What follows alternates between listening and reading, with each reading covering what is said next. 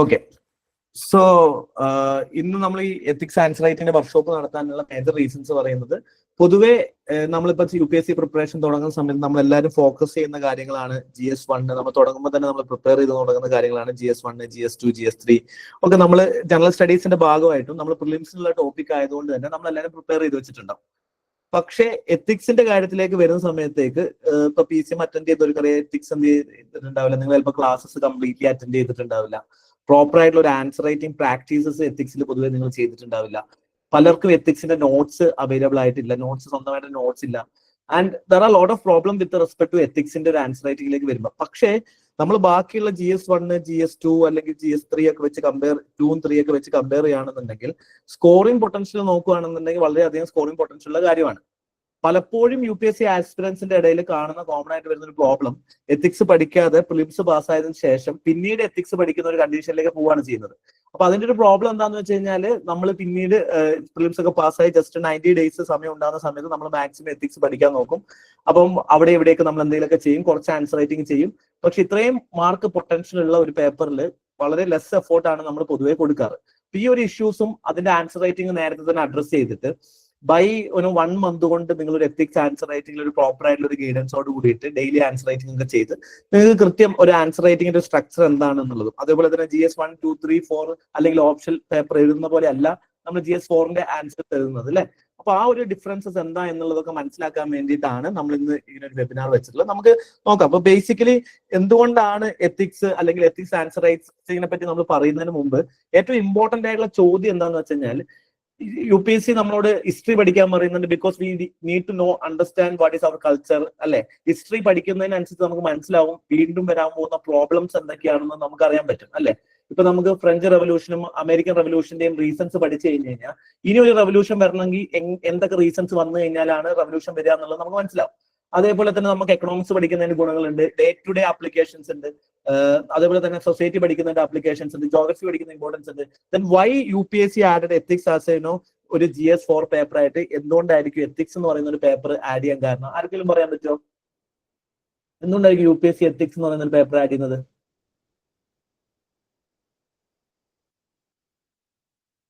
നിങ്ങൾക്ക് ചാറ്റ് ചെയ്ത് പറയാം, അൺമ്യൂട്ട് ചെയ്തും പറയാം കേട്ടോ. എന്തിനാണ് UPSC എത്തിക്സ് എന്ന് പറയുന്ന പേപ്പർ ആഡ് ചെയ്യാനുള്ള റീസൺ എന്തായിരിക്കും? സൊസൈറ്റിയിലുള്ള വാല്യൂസ് ഒക്കെ മനസ്സിലാക്കാനാണോ? സൊസൈറ്റിന്റെ വാല്യൂസ് മനസ്സിലാക്കാനാക്കാം. പിന്നെ ഒരു സിവിൽ സർവന്റ് എങ്ങനെ സമൂഹത്തിൽ പെരുമാറണം എന്നുള്ള കാര്യങ്ങളൊക്കെ, ഒരു സിവിൽ സർവൻസിന്റെ ബിഹേവിയറിനെ പറ്റി പറയാൻ പറ്റും. സോ ഇതൊക്കെ റീസൺസ്. വേറെ ആർക്കും എന്തെങ്കിലും പറയാനുണ്ടോ? ഇല്ല. സോ ബേസിക്കലി നമ്മൾ ഈ പറഞ്ഞ പോലെ വാല്യൂസും ബിഹേവിയറും ഒക്കെ ഇമ്പോർട്ടന്റ് ആണ്. നമ്മൾ GS1, GS2, GS3യിലേക്ക് നമ്മൾ നോക്കുകയാണെന്നുണ്ടെങ്കിൽ നമ്മൾ ഇവിടെ പൊതുവെ ചെയ്യുന്നത് എന്താണ്? നമ്മൾ നോളജ് ഡെവലപ്മെന്റ് ആണ് പൊതുവെ ചെയ്യാറ്, അല്ലെ? അതായത് നമുക്കുള്ള ബേസിക് അണ്ടർസ്റ്റാൻഡിങ്, ബേസിക് നോളജ്, ഒരു മിനിമം നോളജ് ഉണ്ടോ എന്നുള്ളത് മാത്രമാണ് GS1, GS2, GS3യിലൂടെ UPSC ചെക്ക് ചെയ്യുന്നതെങ്കിൽ, എന്തുകൊണ്ടാണ് UPSC എത്തിക്സിലേക്ക് ഇത്രയും ഇമ്പോർട്ടൻസ് കൊടുക്കാൻ കാരണം എന്ന് പറഞ്ഞു കഴിഞ്ഞാൽ, വളരെ ഫേമസ് ആയിട്ടുള്ള സാമുവൽ ജോൺസന്റെ ഒരു കോട്ടാണ്, integrity without knowledge is weak and useless and knowledge without integrity is dangerous and dreadful. GS1, 2, 3ൽ നിന്ന് നിങ്ങൾക്ക് എന്ത് കിട്ടും? നോളജ് കിട്ടും. പക്ഷെ if you are having the knowledge without integrity, without value system, without morality, then this particular knowledge is not only useless, യൂസ്ലെസ്സിനെക്കാട്ടും കൂടുതൽ എന്താണ്? ഇറ്റ്സ് ഡേഞ്ചറസ്, അല്ലെ? നമുക്കറിയാം ഇപ്പൊ ന്യൂക്ലിയർ വെപ്പൺ എങ്ങനെയാണ് ആ നോളജ് എത്തിക്സ് ഇല്ലാതാവുമ്പോൾ എന്തൊക്കെ പ്രോബ്ലംസ് അതിനകത്ത് ഉണ്ടാവാം. അപ്പം if you are having A particular knowledge, അത് മിസ്യൂസ്, എത്തിക്സ് ഇല്ല എന്നുണ്ടെങ്കിൽ യു വിൽ മിസ്യൂസ് ഇറ്റ്. ആ മിസ്യൂസ് ചെയ്ത് കഴിഞ്ഞ് കഴിഞ്ഞാൽ അതിന്റെ ഇമ്പാക്ട് എന്തായിരിക്കും? വളരെ വലുതായിരിക്കും. അതുകൊണ്ട് തന്നെയാണ് UPSC ആസ്പിറൻസിന്റെ ഇടയിൽ അല്ലെങ്കിൽ UPSCയിലേക്ക് സെലക്ട് ചെയ്യുന്ന ഒരാളെ സംബന്ധിച്ചോളം അയാൾക്ക് നോളജ് ഉണ്ടാവും എന്നുള്ളത് UPSC എന്തായാലും ഉറപ്പുവരുത്തുന്നുണ്ട്. പക്ഷെ അവർക്ക് എത്തിക്കൽ സ്റ്റാൻഡ് കൂടി ഉണ്ടെങ്കിൽ മാത്രമേ നമുക്ക് പ്രോപ്പർ ആയിട്ടുള്ള ഒരു അഡ്മിനിസ്ട്രേഷനിലേക്ക് നമുക്ക് പോകാൻ പറ്റുള്ളൂ. അതുകൊണ്ടാണ് UPSC എന്ത് ചെയ്തിട്ടുള്ളത്? എത്തിക്സ് എന്ന് പറയുന്ന ഒരു പേപ്പർ തന്നെ GS ആഡ് ചെയ്തിട്ടുണ്ട്. മറ്റ് പേപ്പറിനെ വെച്ച് നോക്കുമ്പം എത്തിക്സ് വളരെ യുണീക്ക് ആയിട്ട് നിങ്ങൾക്ക് കാണാൻ പറ്റും പല ആസ്പെക്ട്സിൽ. ഇപ്പം ഏറ്റവും ഇമ്പോർട്ടന്റ് എത്തിക്സ് എന്തുകൊണ്ട് നിങ്ങൾ ഇപ്പൊ തന്നെ കോൺസെൻട്രേറ്റ് ചെയ്യണം എന്നുള്ളതിന്റെ ഏറ്റവും ഇമ്പോർട്ടന്റ് ഫാക്ടർ എന്ന് പറയുന്നത് ഇതിന്റെ റിട്ടേൺ ഓൺ ഇൻവെസ്റ്റ്മെന്റ് തന്നെയാണ്. അതായത് ബാക്കിയുള്ള പേപ്പറിന്റെ ആവറേജ് മാർക്ക് 90 ആണ് എന്നുണ്ടെങ്കിൽ ഇതിന്റെ ആവറേജ് മാർക്ക് 120 ആയിരിക്കും. ഒരു 20 മാർക്ക് നിങ്ങൾക്ക് എക്സ്ട്രാ ബാക്കിയുള്ള GS1, GS2, GS3യിലേക്കൊക്കെ ഒരു 20 മാർക്ക് എക്സ്ട്രാ നിങ്ങൾക്ക് എന്ത് ചെയ്യാൻ പറ്റും? മാർജിൻ എടുക്കാൻ പറ്റും. അതിന്റെ ഏറ്റവും വലിയ ഇമ്പോർട്ടന്റ് ഫാക്ടർ എന്താണെന്ന് വെച്ച് കഴിഞ്ഞാൽ GS1 പഠിക്കാനും 2 പഠിക്കാനും 3 പഠിക്കാനും നിങ്ങൾ ഇൻവെസ്റ്റ് ചെയ്യുന്ന ടൈമിന്റെ മൂന്നിൽ ഒരു ടൈം പോലും നിങ്ങൾ ഇൻവെസ്റ്റ് ചെയ്തില്ലെങ്കിൽ പോലും നിങ്ങൾക്ക് എന്ത് ചെയ്യാൻ പറ്റും, ഒരു 130, 120 പ്ലസ് അറ്റ്ലീസ്റ്റ് എത്തിക്സിൽ മേടിക്കുക എന്നുള്ളത് ബൈ പ്രാക്ടീസ് ഇറ്റ്സെൽഫ് എന്താണ് പോസിബിൾ ആണ് എന്നുള്ളതാണ്. അപ്പൊ റിട്ടേൺ ഓൺ ഇൻവെസ്റ്റ്മെന്റ് UPSC ആസ്പിരൻസിനെ സംബന്ധിച്ചോളം നമ്മുടെ ലക്ഷ്യം എന്ന് പറയുന്നത് റാങ്ക് ആണ്. സോ റാങ്ക് അറ്റൈൻ ചെയ്യാൻ വേണ്ടിയിട്ട് നമുക്ക് മാർക്ക് വേണം. അപ്പം സ്കോറിംഗ് ഏറ്റവും പോസിബിൾ ആയിട്ടുള്ള ഒരു പേപ്പറാണ് എത്തിക്സ് എന്ന് പറയുന്ന പേപ്പർ. ആൻഡ് രണ്ടാമത്തെ പേപ്പർ എന്ന് പറഞ്ഞു കഴിഞ്ഞാൽ ഈ പറഞ്ഞ പോലെ എത്തിക്സിന്റെ mark will always decide your rank. So നമുക്കറിയാം, നമുക്കിപ്പോ സിവിൽ സർവീസ് ലിസ്റ്റിൽ മാത്രം കയറിയാൽ പോലെ നമുക്ക് IAS ആവണം, ഹോം കേഡറും വേണം അല്ലെ. എന്തിൽ മാത്രമേ നമുക്ക് എന്ത് ചെയ്യാൻ പറ്റുള്ളൂ, നമുക്ക് ആ ഒരു നമ്മളെ കംപ്ലീറ്റ് നമ്മുടെ ഗോൾ എന്ന് പറയുന്നത് അതാണ്. നമുക്ക് IAS ആവണം, അല്ലെങ്കിൽ IPS ആവണം, IFS ആവണം. വി വാണ്ടഡ് ദ കേഡർ, നമുക്ക് ആവശ്യമുള്ള കേഡർ തന്നെ നമുക്ക് വേണം.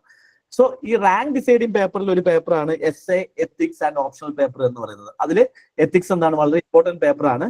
അതേപോലെ തന്നെ വളരെ ഇമ്പോർട്ടന്റ് ഒരു കാര്യം എന്താണെന്ന് വെച്ച് കഴിഞ്ഞാൽ എത്തിക്സിന്റെ ഒരു പ്രത്യേകത എന്താണെന്ന് വെച്ച് കഴിഞ്ഞാൽ ദ മോർ യു റൈറ്റ്, നിങ്ങളുടെ ആൻസേഴ്സ് എന്ത് ചെയ്യും, നിങ്ങളുടെ സ്കോറിംഗ് ബെറ്റർ ആയിക്കൊണ്ടിരിക്കും. ബാക്കിയുള്ളത് പോലെയല്ല, നിങ്ങൾ പഠിച്ചതുകൊണ്ട് നിങ്ങളുടെ ആൻസേഴ്സിന് മാർക്ക് കൂടുതൽ കിട്ടണമെന്ന് എത്തിക്സിന് യാതൊരുവിധ ഗ്യാരണ്ടിയും ഇല്ല. അത് നിങ്ങൾ കൂടുതൽ ചിലപ്പോൾ പഠിച്ചു കഴിഞ്ഞു കഴിഞ്ഞാൽ നിങ്ങൾ എത്തിക്സിന്റെ സ്കോറിംഗ് ചിലപ്പോൾ താഴോട്ട് വരാൻ വരെയുള്ള ചാൻസസ് ഉണ്ട്. കാരണം നിങ്ങളുടെ ഒരു ആൻസർ ഒരു ബുക്കിഷ് ആൻസറിലേക്ക് മാറുകയാണെന്നുണ്ടെങ്കിൽ there is a chance that നിങ്ങളെ മാർക്ക് എന്ത് ചെയ്യാം, താഴോട്ട് വരാം. പക്ഷേ നിങ്ങൾ കൂടുതൽ ആൻസർ പ്രാക്ടീസ് നടത്തുകയാണെന്നുണ്ടെങ്കിൽ മാർക്ക് കൂടുതൽ സ്കോർ ചെയ്യാനുള്ള ഓപ്പർച്യൂണിറ്റി ഉള്ള ഒരു പൊട്ടൻഷ്യൽ ഉള്ള പേപ്പറാണ് എത്തിക്സ് പേപ്പർ എന്നുള്ളത് പറയാൻ പറ്റും. അതേപോലെ തന്നെ നിങ്ങൾക്ക് എന്ത് ചെയ്യാൻ പറ്റും, നിങ്ങളുടെ റിയൽ ടൈം എക്സ്പീരിയൻസ് എങ്ങനെയാണ്, ഡിസിഷൻ മേക്കിങ്സ് നിങ്ങൾ എങ്ങനെയാണ് എടുക്കുന്നത്. ഈവൻ നിങ്ങളൊരു സിവിൽ സർവന്റ് ആയി കഴിഞ്ഞു കഴിഞ്ഞാൽ ഒരു എത്തിക്കൽ ഡിലമ വരുന്ന ഒരു സമയത്ത് നിങ്ങൾ എങ്ങനെയൊക്കെയാണ് ഡിസിഷൻ എടുക്കുക എന്നുള്ളത് നോക്കാൻ വേണ്ടിയിട്ടും എത്തിക്സിന്റെ പേപ്പർ വളരെ ഇമ്പോർട്ടന്റ് ആണ്. And not only this, whatever value you learn, not just for the examination ശേഷമാണ് ഇതിന്റെ ആക്ച്വൽ ഇമ്പോർട്ടൻസും അതിന്റെ എന്താ പറയുക അതിന്റെ ഒരു പ്രാക്ടിക്കൽ ആപ്ലിക്കബിലിറ്റി ഏറ്റവും കൂടുതൽ വരുന്നത്. അപ്പൊ നിങ്ങൾ ഇപ്പൊ പഠിക്കുന്ന വാല്യൂസും ഡിലമാസും അതിന്റെ എത്തിക്കൽ പ്രിൻസിപ്പിൾസും പെർസ്പെക്ടീവ്സും ഒക്കെ നിങ്ങൾക്ക് റിയൽ ലൈഫിൽ നിങ്ങൾ ഒരു സിവിൽ സർവന്റ് ആവുന്ന സമയത്ത് നിങ്ങൾക്ക് യൂസ് ചെയ്ത് പോകാനുള്ളതാണ്. ആൻഡ് ഇതിൽ മോസ്റ്റ് ഇമ്പോർട്ടന്റ് എന്ന് പറയുന്നത് നിങ്ങൾ ശ്രദ്ധിക്കേണ്ടത് എത്തിക്സിനെ സംബന്ധിച്ചോളം യൂണീക്ക് ആവുന്ന ഒരു എലമെന്റ് ഇതിനകത്ത് കണ്ടന്റ് അല്ല. GS1, GS2, GS3 നമ്മൾ പറയും കണ്ടന്റ് ഇല്ല എന്ന് പറയും, അല്ലെങ്കിൽ പോയിന്റിന്റെ നമ്പർ കുറവാന്ന് പറയും. സോ ഇവിടെ പോയിന്റിന്റെ നമ്പർ എന്ന് പറയുന്നത് എന്ത് ചെയ്യുന്നില്ല, മാറ്റർ ചെയ്യുന്നില്ല. Rather what it is matters നമ്മുടെ കണ്ടന്റിന്റെ ഡെപ്ത് ആണ്, നമ്മൾ എത്രത്തോളം എത്തിക്കലി അതിനകത്ത് പെർസ്പെക്റ്റീവ് അനലൈസ് ചെയ്യുന്നു എന്നുള്ളതാണ്. ഇപ്പൊ എത്തിക്സിന്റെ ഒരു മാർക്കിന്റെ ഒരു പാറ്റേൺ കാണാൻ വേണ്ടി ഇപ്പൊ കഴിഞ്ഞ വർഷത്തെ UPSC ടോപ്പറിന്റെ ഫസ്റ്റ് റാങ്കറിന്റെ പേപ്പർ നോക്കി കഴിഞ്ഞു കഴിഞ്ഞാൽ ഇപ്പൊ നിങ്ങൾ നോക്കിയേ essay 100 എന്ന് പറയുന്നത് കഴിഞ്ഞ പ്രാവശ്യം ഒരു ആവറേജ് മാർക്കാണ് 100, അല്ലെങ്കിൽ ഒരു എബോ ആവറേജിന് തൊട്ട് മുകളിൽ നിൽക്കുന്ന ഒരു മാർക്കാണ്. GS1 പേപ്പർ 112 കുഴപ്പമില്ലാത്ത മാർക്കാണ്. GS2 നല്ല മാർക്ക് ഉണ്ട്. GS3 കഴിഞ്ഞ തവണ വെച്ച് നോക്കുമ്പോൾ ഒരു ആവറേജ് മാർക്ക് തന്നെയാണ് GS3 86 എന്ന് പറയുന്നത്. പക്ഷേ എത്തിക്സിന്റെ മാർക്ക് നോക്കിയാൽ നിങ്ങൾ 141 ആണ്. സോ 141 ആണ് കഴിഞ്ഞ വർഷത്തെ എത്തിക്സിന്റെ ടോപ്പറിന്റെ മാർക്ക്. അതായത് ഫസ്റ്റ് റാങ്ക് തന്നെയാണ് എത്തിക്സ് ടോപ്പർ കഴിഞ്ഞ വർഷത്തെ.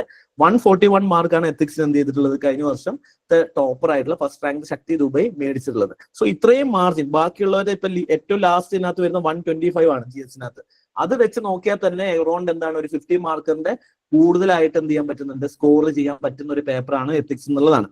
ഇനി നിങ്ങളൊരു സെലക്ഷന്റെ ക്രൈറ്റീരിയ എടുത്തു കഴിഞ്ഞു കഴിഞ്ഞാൽ നമുക്ക് എല്ലാവർക്കും ടോപ്പ് 100ലേക്ക് റാങ്കിങ് വരണമെന്ന് ആഗ്രഹം ഉണ്ടാവും. പക്ഷെ നിങ്ങൾ ആ സെലക്ഷന്റെ ക്രൈറ്റീരിയ എടുത്ത് നോക്കി കഴിഞ്ഞു കഴിഞ്ഞാൽ ഇത് 2024 സെലക്ഷന്റെ ക്രൈറ്റീരിയ ആണ്. ഈ 2024 സെലക്ഷൻ മാത്രം നോക്കി കഴിഞ്ഞു കഴിഞ്ഞാൽ 114ന്റെ മുകളിൽ ഒരാൾ മാത്രമേ ഉള്ളൂ, ശക്തി ദുബൈ ഫസ്റ്റ് റാങ്ക്. പക്ഷെ 131ന്റെയും 114ന്റെ ഇടയിൽ സ്കോർ ചെയ്ത് 7 പേരാണ് ടോപ്പ് 150 റാങ്കിൽ ഉള്ളത്. ഓക്കെ, ഫസ്റ്റ് 150 റാങ്കിൽ 7 പേരുണ്ട്.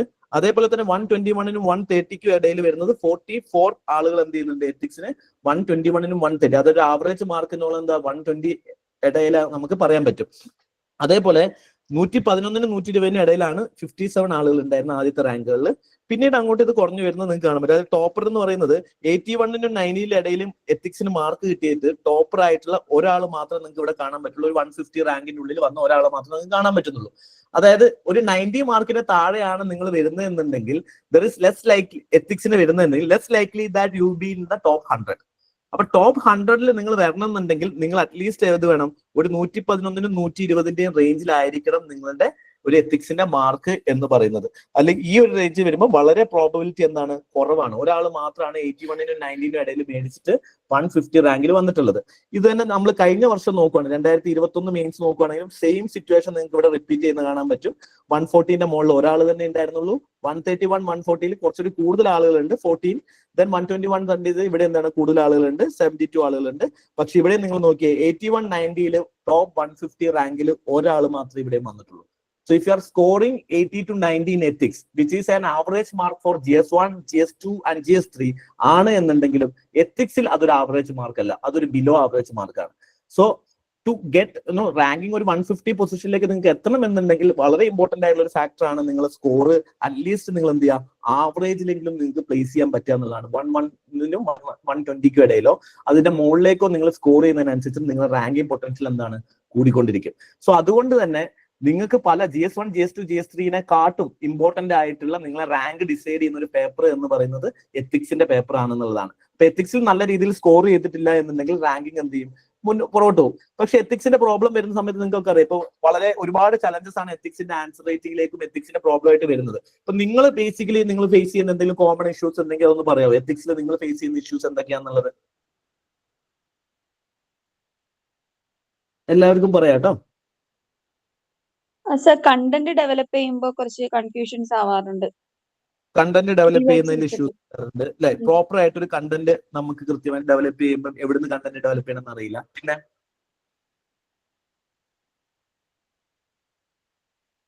വേറെ എന്തെങ്കിലും ഇഷ്യൂ ഉണ്ടോ?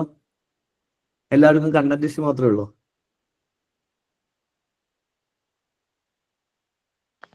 സർ കേൾക്കാവോ? കേൾക്കാം.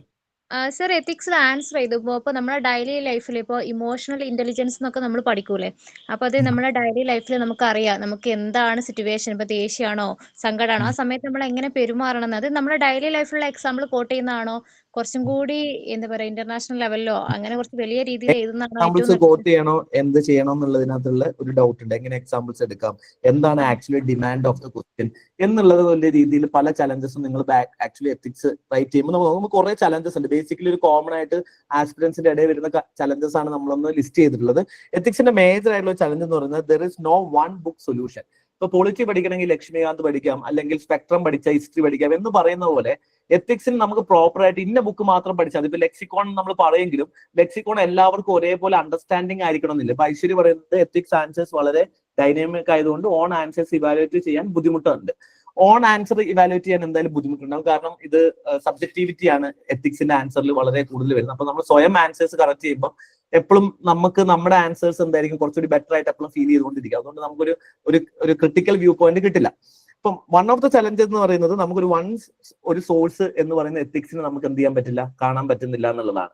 ഇപ്പൊ അതിന്റെ ലാംഗ്വേജിലുള്ള ഡിഫിക്കൽട്ടി കാണാൻ പറ്റും. ഒരുപാട് ബുക്സുകൾ ഔട്ട്ഡേറ്റഡ് ആണ്, പുതിയ പുതിയ ബുക്സ് വരുന്നില്ല, പുതിയ പുതിയ എക്സാമ്പിൾസ് വരുന്നില്ല. ജനറൽ ആയിട്ടുള്ള എക്സാമ്പിൾസ് ആണ് ഉള്ള ബുക്കുകളിൽ തന്നെ കൊടുത്തിട്ടുള്ളത്. അതുകൊണ്ട് തന്നെ നിങ്ങൾക്ക് ഈസി ആയിട്ട് ഒരു വൺ സ്റ്റോപ്പിൽ പോയിട്ട് അതിന്റെ കണ്ടന്റ് ഡെവലപ്പ് ചെയ്യാൻ നോക്കി കഴിഞ്ഞ് കഴിഞ്ഞാൽ എത്തിക്സിന് അങ്ങനെ ഒരു വൺ സ്റ്റോപ്പ് സെന്റർ ആയിട്ട് ഒരു കണ്ടന്റ് ഡെവലപ്പ് ചെയ്യാൻ പറ്റുന്ന ഒരു ബുക്ക് അല്ലെങ്കിൽ സോഴ്സ് കിട്ടുന്നില്ല എന്നുള്ളൊരു പ്രോബ്ലം ആണ്. രണ്ടാമത്തെ പ്രോബ്ലം, ഇതിനകത്ത് ഒരുപാട് കീവേഡ്സുകൾ കൊടുത്തിട്ടുണ്ടാവും. ഇപ്പൊ ഒരുപാട് കീവേഡ്സുകൾ തമ്മിലുള്ള ഡിഫറൻസസ് എന്താണ്? ഇപ്പം ചില ആൾ എമ്പതി കമ്പാഷനെ പറ്റി നമ്മൾ പറയും, എന്താണ് എമ്പതിയും കമ്പാഷനും തമ്മിലുള്ള ഡിഫറൻസസ് എന്താണ്? അല്ലെങ്കിൽ സിമ്പതി എമ്പതി കമ്പാഷൻ തമ്മിലുള്ള ഡിഫറൻസസ് ആണ്, ഇന്റഗ്രിറ്റി തമ്മിലുള്ള ഡിഫറൻസസ് ആണ്, ട്രസ്റ്റ് വർത്തിനെസ്സും അല്ലെങ്കിൽ ട്രൂത്ത്ഫുൾനെസ്സും തമ്മിലുള്ള ഡിഫറൻസസ് എന്താണ്, അല്ലെ? കേസ് സ്റ്റഡി എങ്ങനെ പ്രസന്റ് ചെയ്യാന്നുള്ളതിനെ പറ്റി കൺഫ്യൂഷൻ ഉണ്ട്. അപ്പൊ ഓരോ രീതിയിൽ എത്തിക്സ് എന്താണ് വളരെ ഡൈനാമിക് ആയ പേപ്പർ ആയതുകൊണ്ട് ഇതൊക്കെ ചലഞ്ചസ് ആണ്. അതുപോലെ കോൺസെപ്റ്റ് ക്ലാരിറ്റി ഇല്ല എന്നുള്ളത്, നിങ്ങൾക്ക് പഠിക്കുന്ന സാധനങ്ങളെ പറ്റിയിട്ട് എക്സാക്ട്ലി അതിന്റെ മീനിങ് പറയുമ്പോൾ നിങ്ങൾക്ക് ജസ്റ്റ് മീനിങ് നിങ്ങൾ കാണാതെ പഠിച്ചിട്ടുണ്ടാവും. പക്ഷെ ഒരു സിറ്റുവേഷൻ വരുമ്പോൾ ഇത് തന്നെയാണോ അത് വേണ്ടത് എന്നുള്ളത് നിങ്ങൾക്ക് എന്ത് ചെയ്യാൻ പറ്റുന്നില്ല, കൃത്യമായിട്ട് പറയാൻ പറ്റുന്നില്ല എന്നുള്ളൊരു പ്രോബ്ലം ഉണ്ട്. അതേപോലെ തന്നെ ഈ പറഞ്ഞ പോലെ ഒരുപാട് പേര് കമന്റിൽ പറയുന്നുണ്ട് ആൻസർ എങ്ങനെ സ്ട്രക്ചർ ചെയ്യണം എന്നറിയില്ല. എസ്പെഷ്യലി ഇപ്പം കോട്ട് ബേസ്ഡ് ആൻസേഴ്സ് ഒക്കെ വരുന്ന സമയത്ത് നമ്മളോട് ചോദിച്ചിട്ടുണ്ടാവും what do you mean by this quote എന്ന് പറഞ്ഞിട്ട് ഒരു കോട്ട് കൊടുത്തിട്ടുണ്ടാവും. എന്നിട്ട് ഈ ആൻസറിന്റെ സ്ട്രക്ചർ ചെയ്യാൻ പറയുന്ന സമയത്ത് മോസ്റ്റ്ലി നിങ്ങൾക്ക് എന്ത് ചെയ്യാൻ പറ്റാറില്ല, ആൻസേഴ്സ് സ്ട്രക്ചർ ചെയ്യേണ്ട പാറ്റേൺ എങ്ങനെയാണ് ഒരു കോട്ട് ബേസ്ഡ് ആയിട്ട് ആൻസേഴ്സ് എഴുതുക, അത് GSന്റെ ആൻസറുമായിട്ട് എങ്ങനെയാണ് ഡിഫറെന്റ് ആവുക. അപ്പൊ ചിലപ്പം നിങ്ങൾക്ക് മുന്നേ ആൻസർ എഴുതിയിട്ടുണ്ടെങ്കിൽ നിങ്ങളുടെ മെന്റേഴ്സ് നിങ്ങളോട് പറഞ്ഞിട്ടുണ്ടാവും ചിലപ്പോൾ ഇതെന്താണ് GS2ന്റെ ആൻസർ ആയിട്ടാണ് ഫീൽ ചെയ്യുന്നത്. അപ്പൊ എത്തിക്സിന്റെ ആൻസറും GS2ന്റെ ആൻസറും തമ്മിൽ ചില സമയത്ത് ഈ GS4ഉം GS2ഉം തമ്മിൽ ചെറിയൊരു നാരോ ലൈൻ മാത്രമേ ഉള്ളൂ. ചില സമയത്ത് നിങ്ങൾ ആൻസർ എഴുതുമ്പോൾ ചില എസ്പെഷ്യലി പബ്ലിക് സർവീസുമായി ബന്ധപ്പെടുന്ന ആൻസർ എഴുതും ചിലപ്പോൾ GS2 ആയി പോകാനുള്ള ചാൻസസ് ഉണ്ട്. അപ്പം ഈ ഒരു ഡിഫറൻസസ് എങ്ങനെ നിങ്ങൾക്ക് ആൻസേഴ്സിൽ കീപ്പ് ചെയ്യാൻ പറ്റും എന്നുള്ളത് വളരെ ഡിഫിക്കൽട്ട് ആയിട്ടുള്ള ഒരു കാര്യമാണ്. And another important problem is that നമ്മൾ കേസ് സ്റ്റഡി എന്ന് പറയെങ്കിലും പ്രോപ്പർ ആയിട്ട് ഒരു 5 കേസ് സ്റ്റഡിയോ അല്ലെങ്കിൽ അറ്റ്ലീസ്റ്റ് 2-3 കേസ് സ്റ്റഡി എക്സാമിന് മുന്നേ ചിലപ്പോൾ നിങ്ങൾ എഴുതി നോക്കിയിട്ടുണ്ടാവില്ല. ഇങ്ങനെ എക്സാമിന് മുന്നേ നിങ്ങൾ കേസ് സ്റ്റഡി എഴുതി നോക്കാത്തതുകൊണ്ട് തന്നെ ചിലപ്പോൾ എന്ത് ചെയ്യാം, പലപ്പോഴും പ്രിലിംസ് പാസ് ആയതിനു ശേഷമാണ് പല കുട്ടികളും എന്ത് ചെയ്യുന്നത് കേസ് സ്റ്റഡീസ് ഒക്കെ പ്രാക്ടീസ് ചെയ്യുന്നത് എന്നുള്ളത് വേറൊരു ചലഞ്ചാണ്. വേറൊരു പ്രോബ്ലം ഈ നേരത്തെ പറഞ്ഞ പോലെ റിയൽ ലൈഫ് ആയിട്ടുള്ള എക്സാമ്പിൾസ് എങ്ങനെ കൊണ്ടുവരണം അല്ലെങ്കിൽ റിയൽ ലൈഫ് എക്സാമ്പിൾസ് എങ്ങനെ എടുക്കാം. ആകെ 2-3 എക്സാമ്പിൾസ് ഉണ്ടാവും. അതായത് എല്ലാ സിറ്റിയിലും ഈ MG റോഡ് ഉള്ള പോലെയാണ് എല്ലാ ആൻസറിലും നിങ്ങൾ ആരെ എഴുതും, ഗാന്ധിനെ എഴുതും. സോ എല്ലാ ആൻസേഴ്സും നിങ്ങൾക്ക് എന്തായിരിക്കും ഗാന്ധി ആയിരിക്കും എക്സാമ്പിൾ ആയിട്ട് വരിക. അപ്പൊ ഡിഫറെന്റ് ആയിട്ടുള്ള എക്സാമ്പിൾസ് നിങ്ങൾക്ക് എങ്ങനെ കൊണ്ടുവരാൻ പറ്റും, അതിൽ തന്നെ ഡൈനാമിക് ആയിട്ടുള്ള എക്സാമ്പിൾ, മൾട്ടിപ്പിൾ ഡൈമെൻഷൻസ് എന്നുള്ള എക്സാമ്പിൾസ് എങ്ങനെ എടുക്കാം എന്നുള്ളതിൽ നിന്ന് നിങ്ങൾക്ക് ഡൗട്ട്സ് ഉണ്ടാവാം. അതുപോലെ തന്നെ വേറൊരു പ്രോബ്ലം ആണ് സ്റ്റാർട്ടിംഗ് എത്തിക്സ് പ്രിപ്പറേഷൻ. എന്താണ് മേജർ സ്ഥലം എന്ന് പറഞ്ഞു കഴിഞ്ഞാൽ നമ്മളെല്ലാം കഴിഞ്ഞ ശേഷം മാത്രമാണ് എത്തിക്സിലേക്ക് നമ്മൾ തിരിഞ്ഞു നോക്കുള്ളൂ.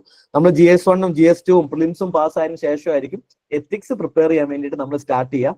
അപ്പൊ തന്നെ ഒരുപാട് സമയം നമ്മൾ ഇന്ന് പോയിട്ടുണ്ടാവും, പിന്നെ നമ്മൾ ഒരുപാട് തിരക്കായിട്ടുണ്ടാവും. അപ്പൊ നമ്മൾ ഏതെങ്കിലും ഒരു മെറ്റീരിയൽ കാണും, ആ മെറ്റീരിയൽ എന്ത് ചെയ്യും, നമ്മൾ എടുത്ത് വായിക്കുക എന്നുള്ളതാണ്. Then lack of understanding, vagueness of topics എന്താണ് ഒരു പ്രോബ്ലം ആണ്. നമുക്ക് കൃത്യമായിട്ട് എന്ത് ചെയ്യാൻ പറ്റില്ല, ഡിഫൈൻ ചെയ്യാൻ പറ്റുന്നില്ല എന്നുള്ളതാണ്. സോ ഈ ഒരു പ്രോബ്ലംസ് കൊണ്ടൊക്കെ തന്നെയാണ് എത്തിക്സ് പൊതുവെ എന്ത് ചെയ്യാറ്, എല്ലാവർക്കും എത്തിക്സ് ഡിഫിക്കൽട്ട് ആയിട്ട് വരുന്ന പല റീസൺസ്. നിങ്ങൾക്ക് ഇതിനകത്ത് പല കോമ്പിനേഷൻ ഓഫ് റീസൺസ് ആവാം. ചില ആളുകൾക്ക് എല്ലാ റീസൺസ് കൊണ്ടും എന്ത് ചെയ്യാം, എത്തിക്സ് ഡിഫിക്കൽട്ട് ആവാം എന്നുള്ളതാണ് അല്ലെ.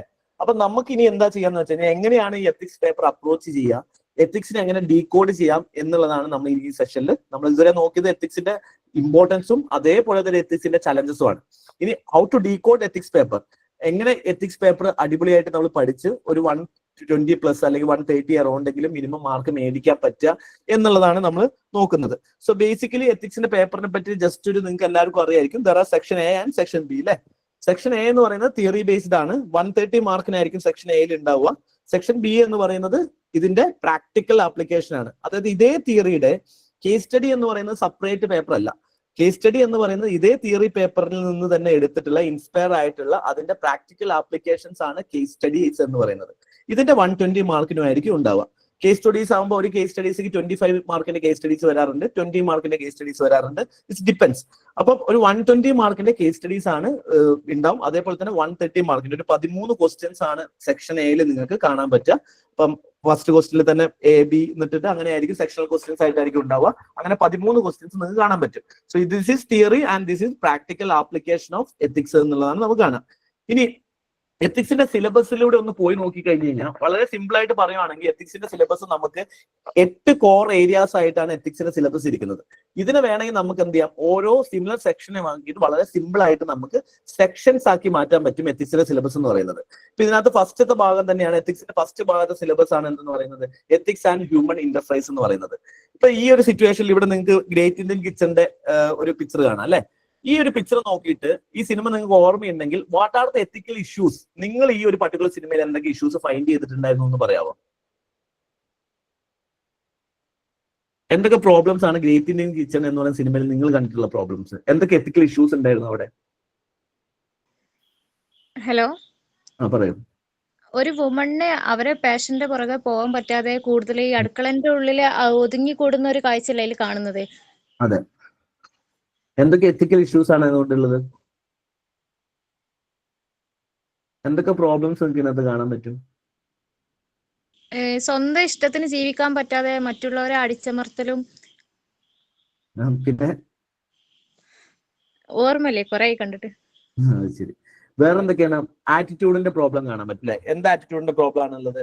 മീൻസ് മെന്നിന്റെ ആറ്റിറ്റ്യൂഡ്സ് ടുവേർഡ്സ് വുമൺ എന്തിന്റെ പ്രോബ്ലം ഉണ്ട് അല്ലെ. There is a negative attitude ആണ് സുരാജിന്, അല്ലെങ്കിൽ എന്ത് ചെയ്യുന്നത് ആറ്റിറ്റ്യൂഡ്, നെഗറ്റീവ് ആറ്റിറ്റ്യൂഡ് കാണാൻ പറ്റും.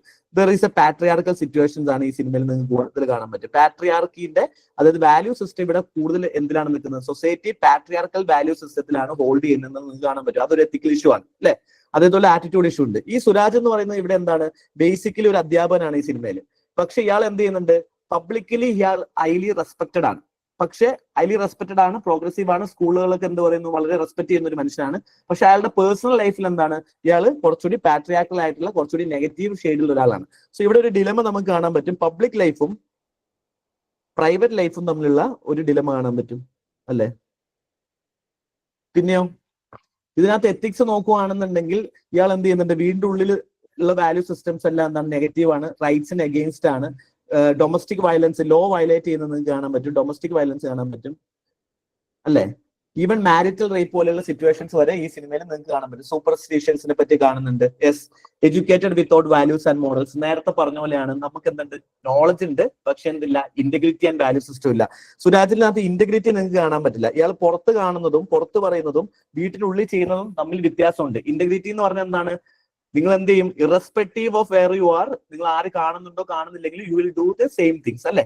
ഇവിടെ എന്തുണ്ട്, lack of integrity with respect to സുരാജിൽ നിങ്ങൾക്ക് കാണാൻ പറ്റും. പിന്നെ എന്തെങ്കിലും പ്രശ്നങ്ങൾ കാണുന്നുണ്ടോ? ഇവിടെ നമ്മൾ പറഞ്ഞു വാല്യൂ സിസ്റ്റത്തിന്റെ കാര്യം നമ്മൾ പറഞ്ഞു, ഇന്റഗ്രിറ്റിന്റെ കാര്യം നമ്മൾ പറഞ്ഞു, അതേപോലെ തന്നെ എന്താണ് എത്തിക്കൽ പ്രോബ്ലംസ് പറഞ്ഞു, അതേപോലെ തന്നെ ഡിലമാസ് നമ്മൾ പറഞ്ഞു, പബ്ലിക് വേഴ്സസ് പ്രൈവറ്റ് ഡിലമന്റെ കാര്യം പറഞ്ഞു, പാട്രിയാർക്കൽ എന്ന് പറയുന്ന വാല്യൂ സിസ്റ്റം ഇയാൾ ഫോളോ ചെയ്യുന്നു, ഇമോഷണൽ ഇന്റലിജൻസ് ഇല്ലായ്മ എന്നുള്ളത് നമുക്ക് കാണാൻ പറ്റും അല്ലേ. സോ ഇതേ പ്രോബ്ലം തന്നെയാണ് എന്തെന്ന് പറയുന്നത് നിങ്ങളുടെ first lack of respect superiority complex ഉണ്ട്, ഇൻഫീരിയോറിറ്റി കോംപ്ലക്സ് സുപ്പീരിയോറിറ്റി കോംപ്ലക്സ് നിങ്ങൾക്ക് കാണാൻ പറ്റും. So first part of your syllabus എന്ന് പറയുന്നത് എത്തിക്സ് ആൻഡ് ഹ്യൂമൻ ഇന്റർഫേസ് എന്നുള്ളതാണ്. ഇപ്പൊ നിങ്ങൾ സിലബസിനെ ഈ രീതിയിൽ മനസ്സിലാക്കി പോകുമ്പോൾ നിങ്ങൾ ആലോചിച്ച് നോക്കിയേ, നിങ്ങൾ ഈ പറഞ്ഞ സാധനങ്ങൾ തന്നെയാണ് ആക്ച്വലി എത്തിക്സിന്റെ ഈ ഒരു പാർട്ടിൽ നിങ്ങൾ പഠിക്കാനുള്ളത്. എന്താണ് എത്തിക്സ്, അതേപോലെ തന്നെ ഡിഫറെന്റ് ടൈപ്പ് ഓഫ് എത്തിക്സ് എന്താണ്, ആളുകൾ തമ്മിൽ ഇടപെടുമ്പോൾ എത്തിക്സിൽ എങ്ങനെയൊക്കെയാണ് ഡിഫറൻസ് വരുന്നത്, അതായത് ഫാമിലി എങ്ങനെയാണ് എത്തിക്കൽ വാല്യൂസ് സപ്പോർട്ട് ചെയ്യുന്നത്. ഇവിടെ ഈ ഒരു ഫാമിലിയിൽ എന്ത് ചെയ്യുന്നുണ്ട്, എത്തിക്കൽ വാല്യൂസ് നർച്ചർ ചെയ്യുന്നതിലുള്ള ഡിഫറൻസ് നിങ്ങൾക്ക് കാണാൻ പറ്റും. ഇത് ഇപ്പം നിമിഷ സജന്റെ ആണെങ്കിലും വീട്ടുകളിൽ നിന്ന് എന്ത് ചെയ്യുന്നത് സപ്പോർട്ട് എങ്ങനെയാണ്, ഈവൻ പ്രശ്നങ്ങൾ വരുവാണെങ്കിലും ഫാമിലി ഇനിഷ്യലി സപ്പോർട്ട് ചെയ്യുന്നില്ല. സോ ഇതുപോലെയുള്ള ഫാമിലീസ് എങ്ങനെയാണ് നമ്മുടെ വാല്യൂ സിസ്റ്റം സെറ്റ് ചെയ്യുന്നത്, പാട്രിയാർക്കൽ സിസ്റ്റം സൊസൈറ്റിയിൽ എങ്ങനെയാണ് സെറ്റ് ചെയ്യുന്നത്, സോ ഹിപ്രോക്രാറ്റിക് റൂൾസ് എങ്ങനെയാണ് സെറ്റ് ചെയ്യുന്നത് എന്നൊക്കെയുള്ള ഹ്യൂമൻസ് ആൻഡ് ഇന്റർഫേസ് ആണ് നമ്മുടെ ഫസ്റ്റ് പാർട്ട് ഓഫ് സിലബസ്. ഈ പറഞ്ഞ സാധനങ്ങളൊക്കെ തന്നെയാണ് നമുക്ക് എന്ത് ചെയ്യേണ്ടത് സിലബസിന്റെ ആദ്യത്തെ ഭാഗത്ത് നമുക്ക് പഠിക്കാനുള്ളത്. So one section of syllabus, first section of syllabus എന്ന് പറയുന്നത് എത്തിക്സ് ആൻഡ് ഹ്യൂമൻ ഇന്റർഫേസ്. നമ്മൾ ഒരു ഇൻഡിവിജ്വൽ എന്ന രീതിയിൽ അല്ലെങ്കിൽ നമ്മൾ ഡിഫറെന്റ് ഇൻസ്റ്റിറ്റ്യൂഷനുമായിട്ട് ഇടപെടുമ്പോൾ എന്തൊക്കെ എത്തിക്കൽ വാല്യൂസും എന്തൊക്കെ എത്തിക്കൽ കോൺസെപ്റ്റും ആണ് ഇതിനകത്ത് വരുന്നത് എന്നുള്ളതാണ് നമ്മൾ ഈ ഒരു പോർഷനിൽ പഠിക്കുന്നത്. അപ്പൊ നമുക്ക് അവിടെ റിലീജിയൻ എങ്ങനെയാണ് ഇവിടെ നമുക്ക് റിലീജിയന്റെ ഇൻഫ്ലുവൻസ് കാണാൻ പറ്റും. റിലീജിയൻ എങ്ങനെയാണ് പാട്രിയാർക്കൽ ആവുന്നത്, ഇപ്പൊ റിലീജിയൻ പാട്രിയാർക്കലാണ് നമുക്കറിയാം. ഇവിടെ ശബരിമലേന്റെ കാര്യം പറയുന്നുണ്ട്, ശബരിമലയിൽ എന്ത് ചെയ്യുന്നില്ല, വുമൺ എൻട്രി അലോ ചെയ്യുന്നില്ല, അല്ലെങ്കിൽ പ്രീസ്റ്റ്ഹുഡ് എന്താണ് ശബരിമല സീസണിൽ വുമൺ ടച്ച് ചെയ്യാൻ വുമൺ പൊല്യൂട്ടഡ് ആണെന്ന് പറയുന്നുണ്ട്. So automatically religion patriarchal principles reinstate ചെയ്യുന്നത് നമുക്ക് കാണാൻ പറ്റും. അതേപോലെ തന്നെ സൊസൈറ്റി റീഇൻസ്റ്റേറ്റ് ചെയ്യുന്ന കാണാൻ പറ്റും, ഫാമിലി റീഇൻസ്റ്റേറ്റ് ചെയ്യുന്നത് കാണാൻ പറ്റും. അപ്പം ഡിഫറെന്റ് ഇൻസ്റ്റിറ്റ്യൂഷൻസ് സൊസൈറ്റിയിലുള്ള എത്തിക്സ് എങ്ങനെ റീഇൻസ്റ്റേറ്റ് ചെയ്യുന്നു എന്നുള്ളത് നിങ്ങൾക്ക് ഈ ഫസ്റ്റ് ഭാഗത്തെ സിലബസിൽ നിങ്ങൾക്ക് പഠിക്കാനുള്ളതാണ്. ഇനി സെക്കൻഡ് ഭാഗത്തെ സിലബസിൽ വളരെ ഇമ്പോർട്ടന്റ് ആയിട്ട് എപ്പോഴും ചോദ്യങ്ങൾ, ഇനി ഈ ഒരു ഏരിയയിലെ ചോദ്യങ്ങളുടെ പ്രത്യേകത എന്തായിരിക്കും അറിയോ, UPSC ഏരിയയിൽ പൊതുവെ ചോദിക്കുന്ന ചോദ്യങ്ങൾ എങ്ങനെയായിരിക്കും എന്ന് വെച്ച് കഴിഞ്ഞാൽ ഇതിനകത്തൊരു എത്തിക്കൽ വാല്യൂസ് നിങ്ങളോട് പറഞ്ഞിട്ടുണ്ടാവും.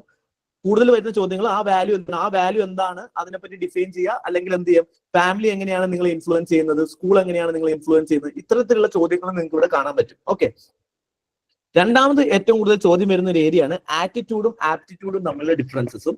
എന്താണ് ആറ്റിറ്റ്യൂഡും എന്താണ് ആപ്റ്റിറ്റ്യൂഡും, ആർക്കെങ്കിലും പറയാൻ പറ്റും ആറ്റിറ്റ്യൂഡ് ആപ്റ്റിറ്റ്യൂഡ് തമ്മിലുള്ള ഡിഫറൻസ് എന്താണെന്നുള്ളത്?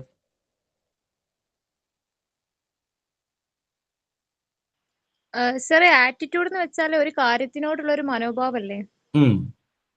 ആപ്റ്റിറ്റ്യൂഡോ? അതറിയില്ല സാർ. ഓക്കെ, ഇപ്പോൾ ആപ്റ്റിറ്റ്യൂഡ് എന്ന് പറയുന്നത് നമ്മളിൽ ഇൻസ്റ്റിങ് ചെയ്യുന്ന വാല്യൂസ് ആണോ, ഇന്റഗ്രിറ്റി, ട്രാൻസ്പെറൻസി അങ്ങനെയുള്ള വാല്യൂസ് വരുന്നതാണോ? മീൻസ് ആപ്റ്റിറ്റ്യൂഡ് പ്ലസ് ആപ്റ്റിറ്റ്യൂഡ് ചേരുമ്പോഴാണ് നമ്മുടെ ബിഹേവിയർ ഡിസൈഡ് ചെയ്യുന്നത്. when attitude and aptitude are right, we reach altitude എന്ന് നമ്മൾ പറയും അല്ലെ. ആറ്റിറ്റ്യൂഡും ആപ്റ്റിറ്റ്യൂഡും റൈറ്റ് ആണെന്നുണ്ടെങ്കിൽ we reach altitude, നമ്മൾ മേലെ എത്തും എന്ന് പറയും. ഓക്കെ, സോ അതുപോലെ നമ്മൾ എന്താണ് ആപ്റ്റിറ്റ്യൂഡ് എന്ന് പറയുന്നത് അഭിരുചി എന്ന് പറയുന്നുണ്ട്. ഓക്കെ, ഇതിനകത്ത് aptitude is an innate born ability. Yes, aptitude എന്ന് പറയുന്നത് എന്താണ്, ആപ്റ്റിറ്റ്യൂഡ് മീൻസ് യുവർ സ്കിൽഡ് ആണ്. ഇപ്പൊ നിങ്ങളിൽ പല ആളുകളും പബ്ലിക് സ്പീക്കിംഗ് അടിപൊളിയായിട്ടുണ്ടാവും, അല്ലെങ്കിൽ നിങ്ങൾക്ക് എന്താണ് ജന്മനാ നിങ്ങൾക്ക് കുറച്ച് കഴിവ്, പാട്ട് പാടാൻ നിങ്ങൾക്ക് കുറച്ചൊരു കഴിവുണ്ട്, സിംഗേഴ്സ് ആയിരിക്കും, അത് നിങ്ങളുടെ ഒരു ആപ്റ്റിറ്റ്യൂഡ് ആണ്. നിങ്ങൾക്ക് ചെറുപ്പം മുതൽ എന്ത് ചെയ്യുന്നുണ്ട്, ആ ഒരു പാട്ട് പാടാനുള്ള കഴിവ് കിട്ടുന്നുണ്ട്. ഇപ്പം എന്നെ സംബന്ധിച്ചോളം എനിക്ക് ആ കഴിവില്ല എന്നുണ്ടെങ്കിൽ ഞാൻ എത്ര പാടി കഴിഞ്ഞാലും ചിലപ്പോൾ നന്നായി ഇരിക്കില്ല, കുറച്ച് ഇമ്പ്രൂവ്മെന്റ്സ് വന്നേക്കാം.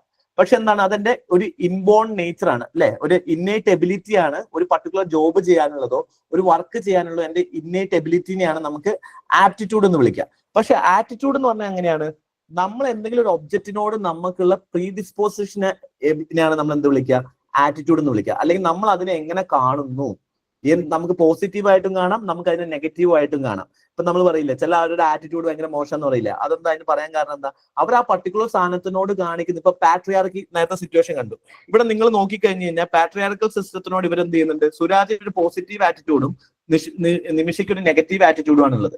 ഇവരെന്ത് ചെയ്യുന്നു, സുരാജ് പറയുന്ന പാട്രിയാർക്കി നല്ലതാണെന്നും നിമിഷ പറയുന്ന പാട്രിയാർക്കി നല്ലതല്ല എന്നുള്ളതാണ്. ഇവിടെ എന്താണ്, ഒരേ പർട്ടിക്കുലർ സാധനത്തിനോട് രണ്ടുപേരുടെയും കാഴ്ചപ്പാട് എന്താണെന്നുള്ളതാണ് നിങ്ങളുടെ ആറ്റിറ്റ്യൂഡ് എന്ന് പറയുന്നത്. അപ്പൊ ചില ആളുകൾ ഇപ്പൊ ഫോർ എക്സാമ്പിൾ നിങ്ങൾ ഇപ്പൊ ഓഫീസ് സ്പേസിൽ കണ്ടു കഴിഞ്ഞാൽ നിങ്ങൾക്ക് സ്മോക്കിംഗ് കാണാൻ പറ്റും. ഇപ്പൊ ബോസ് സ്മോക്ക് ചെയ്യുന്നുണ്ടെങ്കിൽ ഓട്ടോമാറ്റിക്കലി എംപ്ലോയീസ് സ്മോക്ക് ചെയ്യുന്നത് കാണാൻ പറ്റും. അപ്പൊ അതെന്തുകൊണ്ടാന്ന് വെച്ച് കഴിഞ്ഞാൽ ആ ഓഫീസിൽ എന്തുണ്ട്, there is an A positive attitude towards smoking. കാരണം സ്മോക്കിംഗ് ലീഡ്സ് ടു എന്താണ്, ആ ഓഫീസിനെ സംബന്ധിച്ചോളം മോർ കണക്ഷൻസ്.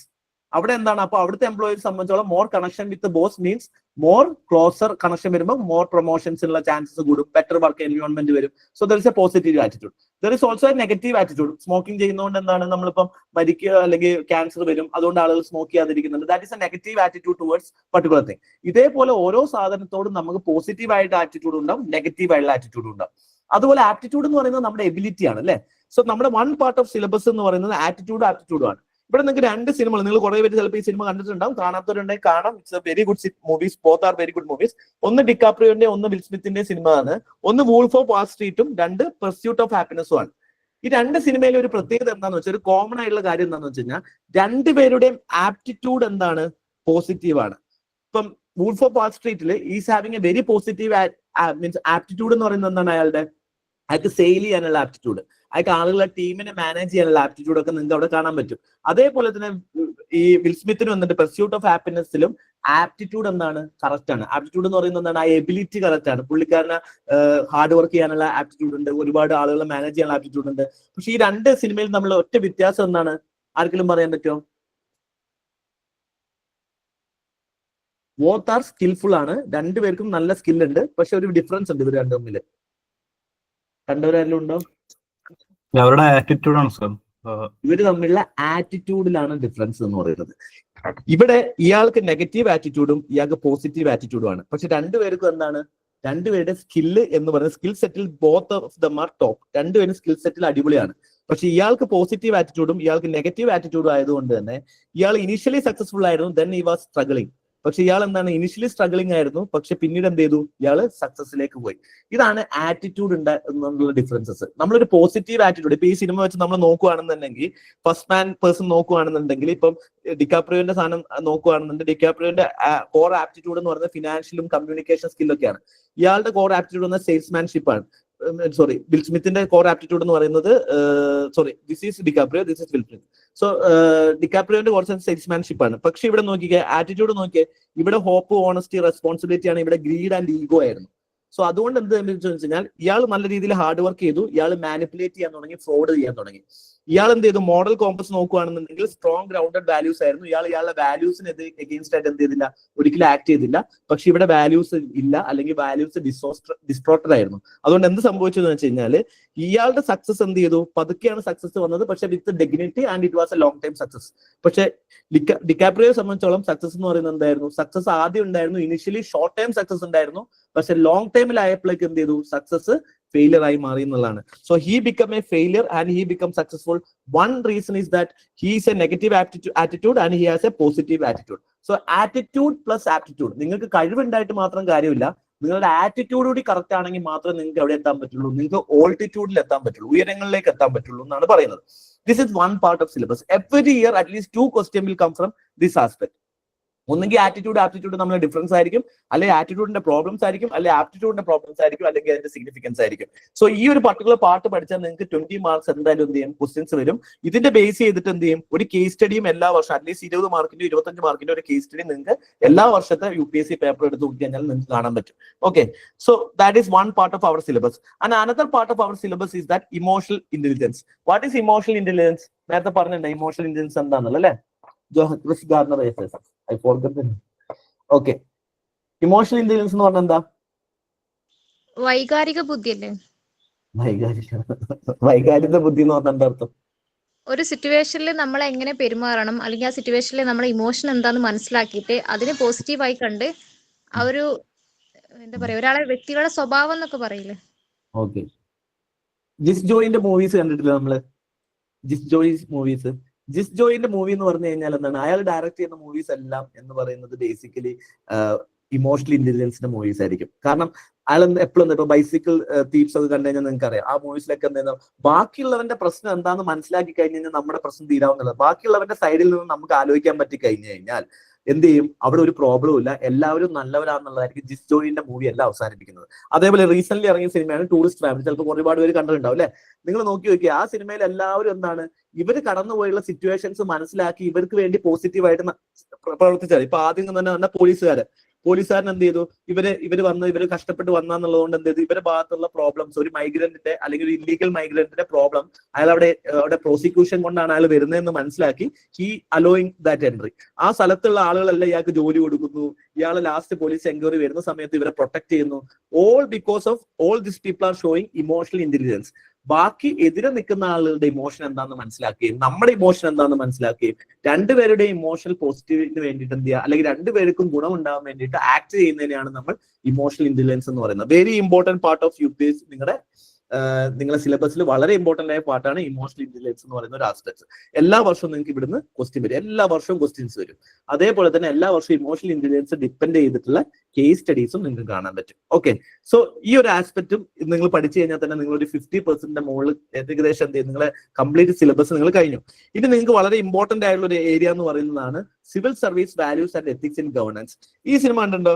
ഇതിനകത്ത് ഈ വിനീത് ശ്രീനിവാസൻ, മുകുന്ദൻ ഉണ്ണി എന്ന് പറയുന്ന ആള് എന്തൊക്കെ രീതിയിൽ എത്തിക്സ് ഇല്ലാത്ത ആളാണോ അതൊക്കെ എന്താണ് അതിന്റെ മറു സൈഡാണ് നിങ്ങളുടെ സിവിൽ സർവീസ് വാല്യൂസ് എന്ന് പറയുന്നത്. ഇപ്പൊ ഇതിനകത്ത് വിനീത് ശ്രീനിവാസനുള്ള പ്രോബ്ലംസ് എന്തൊക്കെയാന്ന് പറയാം, എത്തിക്കലി എന്തൊക്കെ പ്രോബ്ലംസ് ഇയാളുണ്ട്, എന്തൊക്കെ പ്രോബ്ലം ആണ് ഇതിനകത്ത് നിങ്ങൾക്ക് ഫൈൻഡ് ചെയ്തത്, ഇയാൾ എത്തിക്കലി എന്തൊക്കെ പ്രശ്നങ്ങൾ ഇയാൾ ക്രിയേറ്റ് ചെയ്തിട്ടുണ്ട്, what are the ethical issues?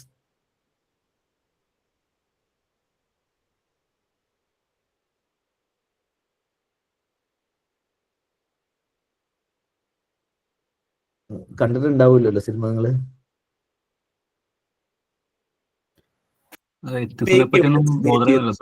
Okay, പറയൂ. ഇതിൽ എത്തിക്സിനെ പറ്റിയൊന്നും ക്യാരക്ടർ ബോധർ ചെയ്യുന്നില്ല. അപ്പൊ എന്തൊക്കെ എത്തിക്കൽ വാല്യൂസ് ആണ് ഇയാൾക്ക് ഇല്ലാത്തതെന്ന് ആലോചിച്ചാൽ മതി. ഇപ്പൊ ഫേക്ക് എവിഡൻസ് ഉണ്ടാക്കുന്ന എന്താണ്, ഇയാൾ ഡിസോണസ്റ്റ് ആണ് അല്ലേ? ബേസ് ചെയ്തല്ല ഇയാൾ ജീവിക്കുന്നത്. അപ്പൊ എന്താ അതിന്റെ അർത്ഥം എന്താ, അയാൾക്ക് എന്താ കുറവ്, ഇന്റഗ്രിറ്റി ഉണ്ടോ?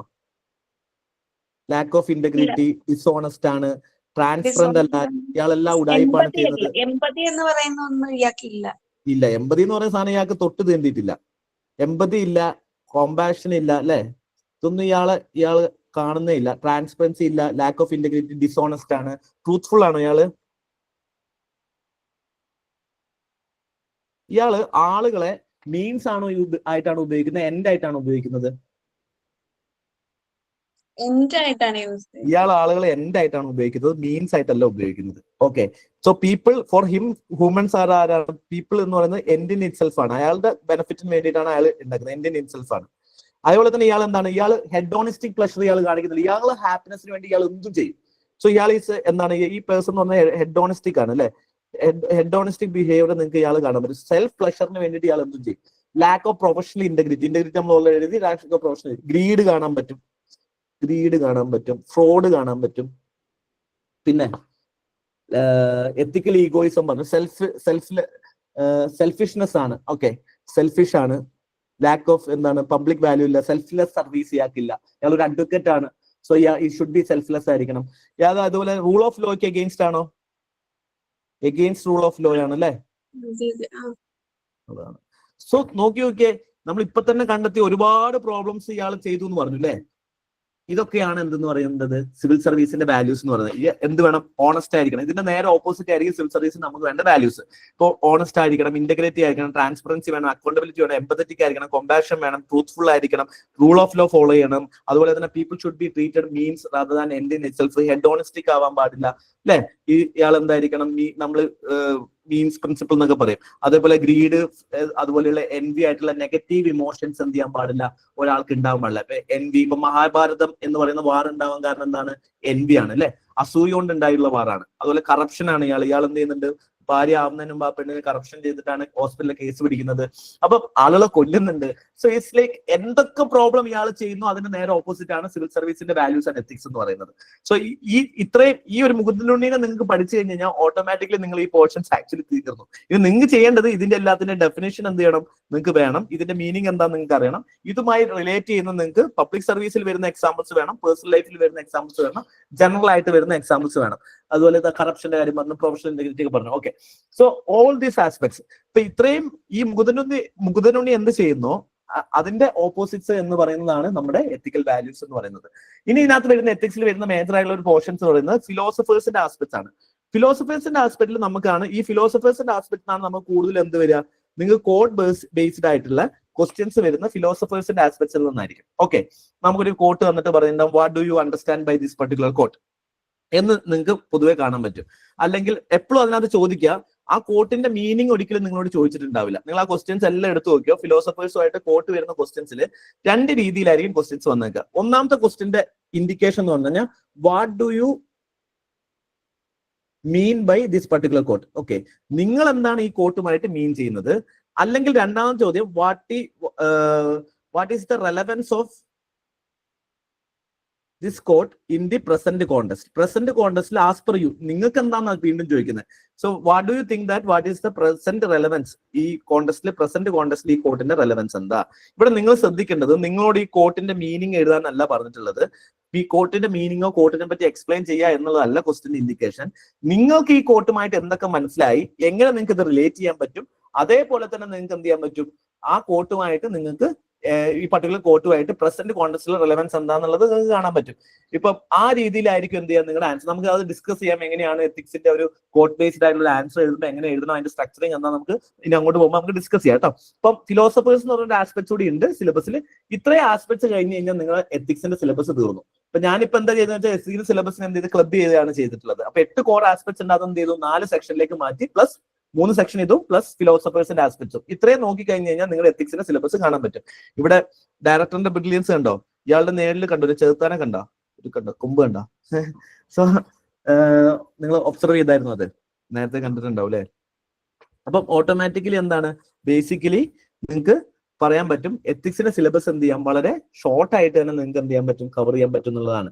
അപ്പം ഇതിന്റെയൊക്കെ മീനിങ്സ് നിങ്ങൾ അറിഞ്ഞിരിക്കണം, ഇതിന്റെയൊക്കെ കണ്ടന്റ്. ഇത്രയാണ് എത്തിക്സിന്റെ സിലബസ്. ഇനി സെക്ഷൻ ബിയിലേക്ക് വരുവാണെന്നുണ്ടെങ്കിൽ ബേസിക്കലി ഇവിടെ പുതിയതായിട്ട് നിങ്ങൾ എന്ത് ചെയ്യേണ്ട കാര്യമില്ല, ഒന്നും പുതിയതായിട്ട് നിങ്ങൾ പഠിക്കേണ്ട കാര്യമില്ല. പക്ഷെ എന്ത് ചെയ്യണം, എത്തിക്സിന്റെ ഫസ്റ്റ് പാർട്ടിൽ പഠിച്ചിട്ടുള്ള തിയറിയുടെ പ്രാക്ടിക്കൽ ആപ്ലിക്കേഷൻസ് ആണ് ഇവിടെ നിങ്ങൾ യൂസ് ചെയ്യേണ്ടി വരുന്നത്. ഈ കാണുന്ന കേസ് സ്റ്റഡീസിലൊക്കെ ഇവിടെ റിയൽ ടൈമിലുള്ള ഓരോ സിറ്റുവേഷൻസ് ആണ്. ഇപ്പൊ കിഷ്കിന്ധ കാണുന്ന സിനിമയിൽ 3 പേരും ഡിഫറെന്റ് ആയിട്ടുള്ള എത്തിക്കൽ ഇഷ്യൂസ് ഫേസ് ചെയ്യുന്നുണ്ട്.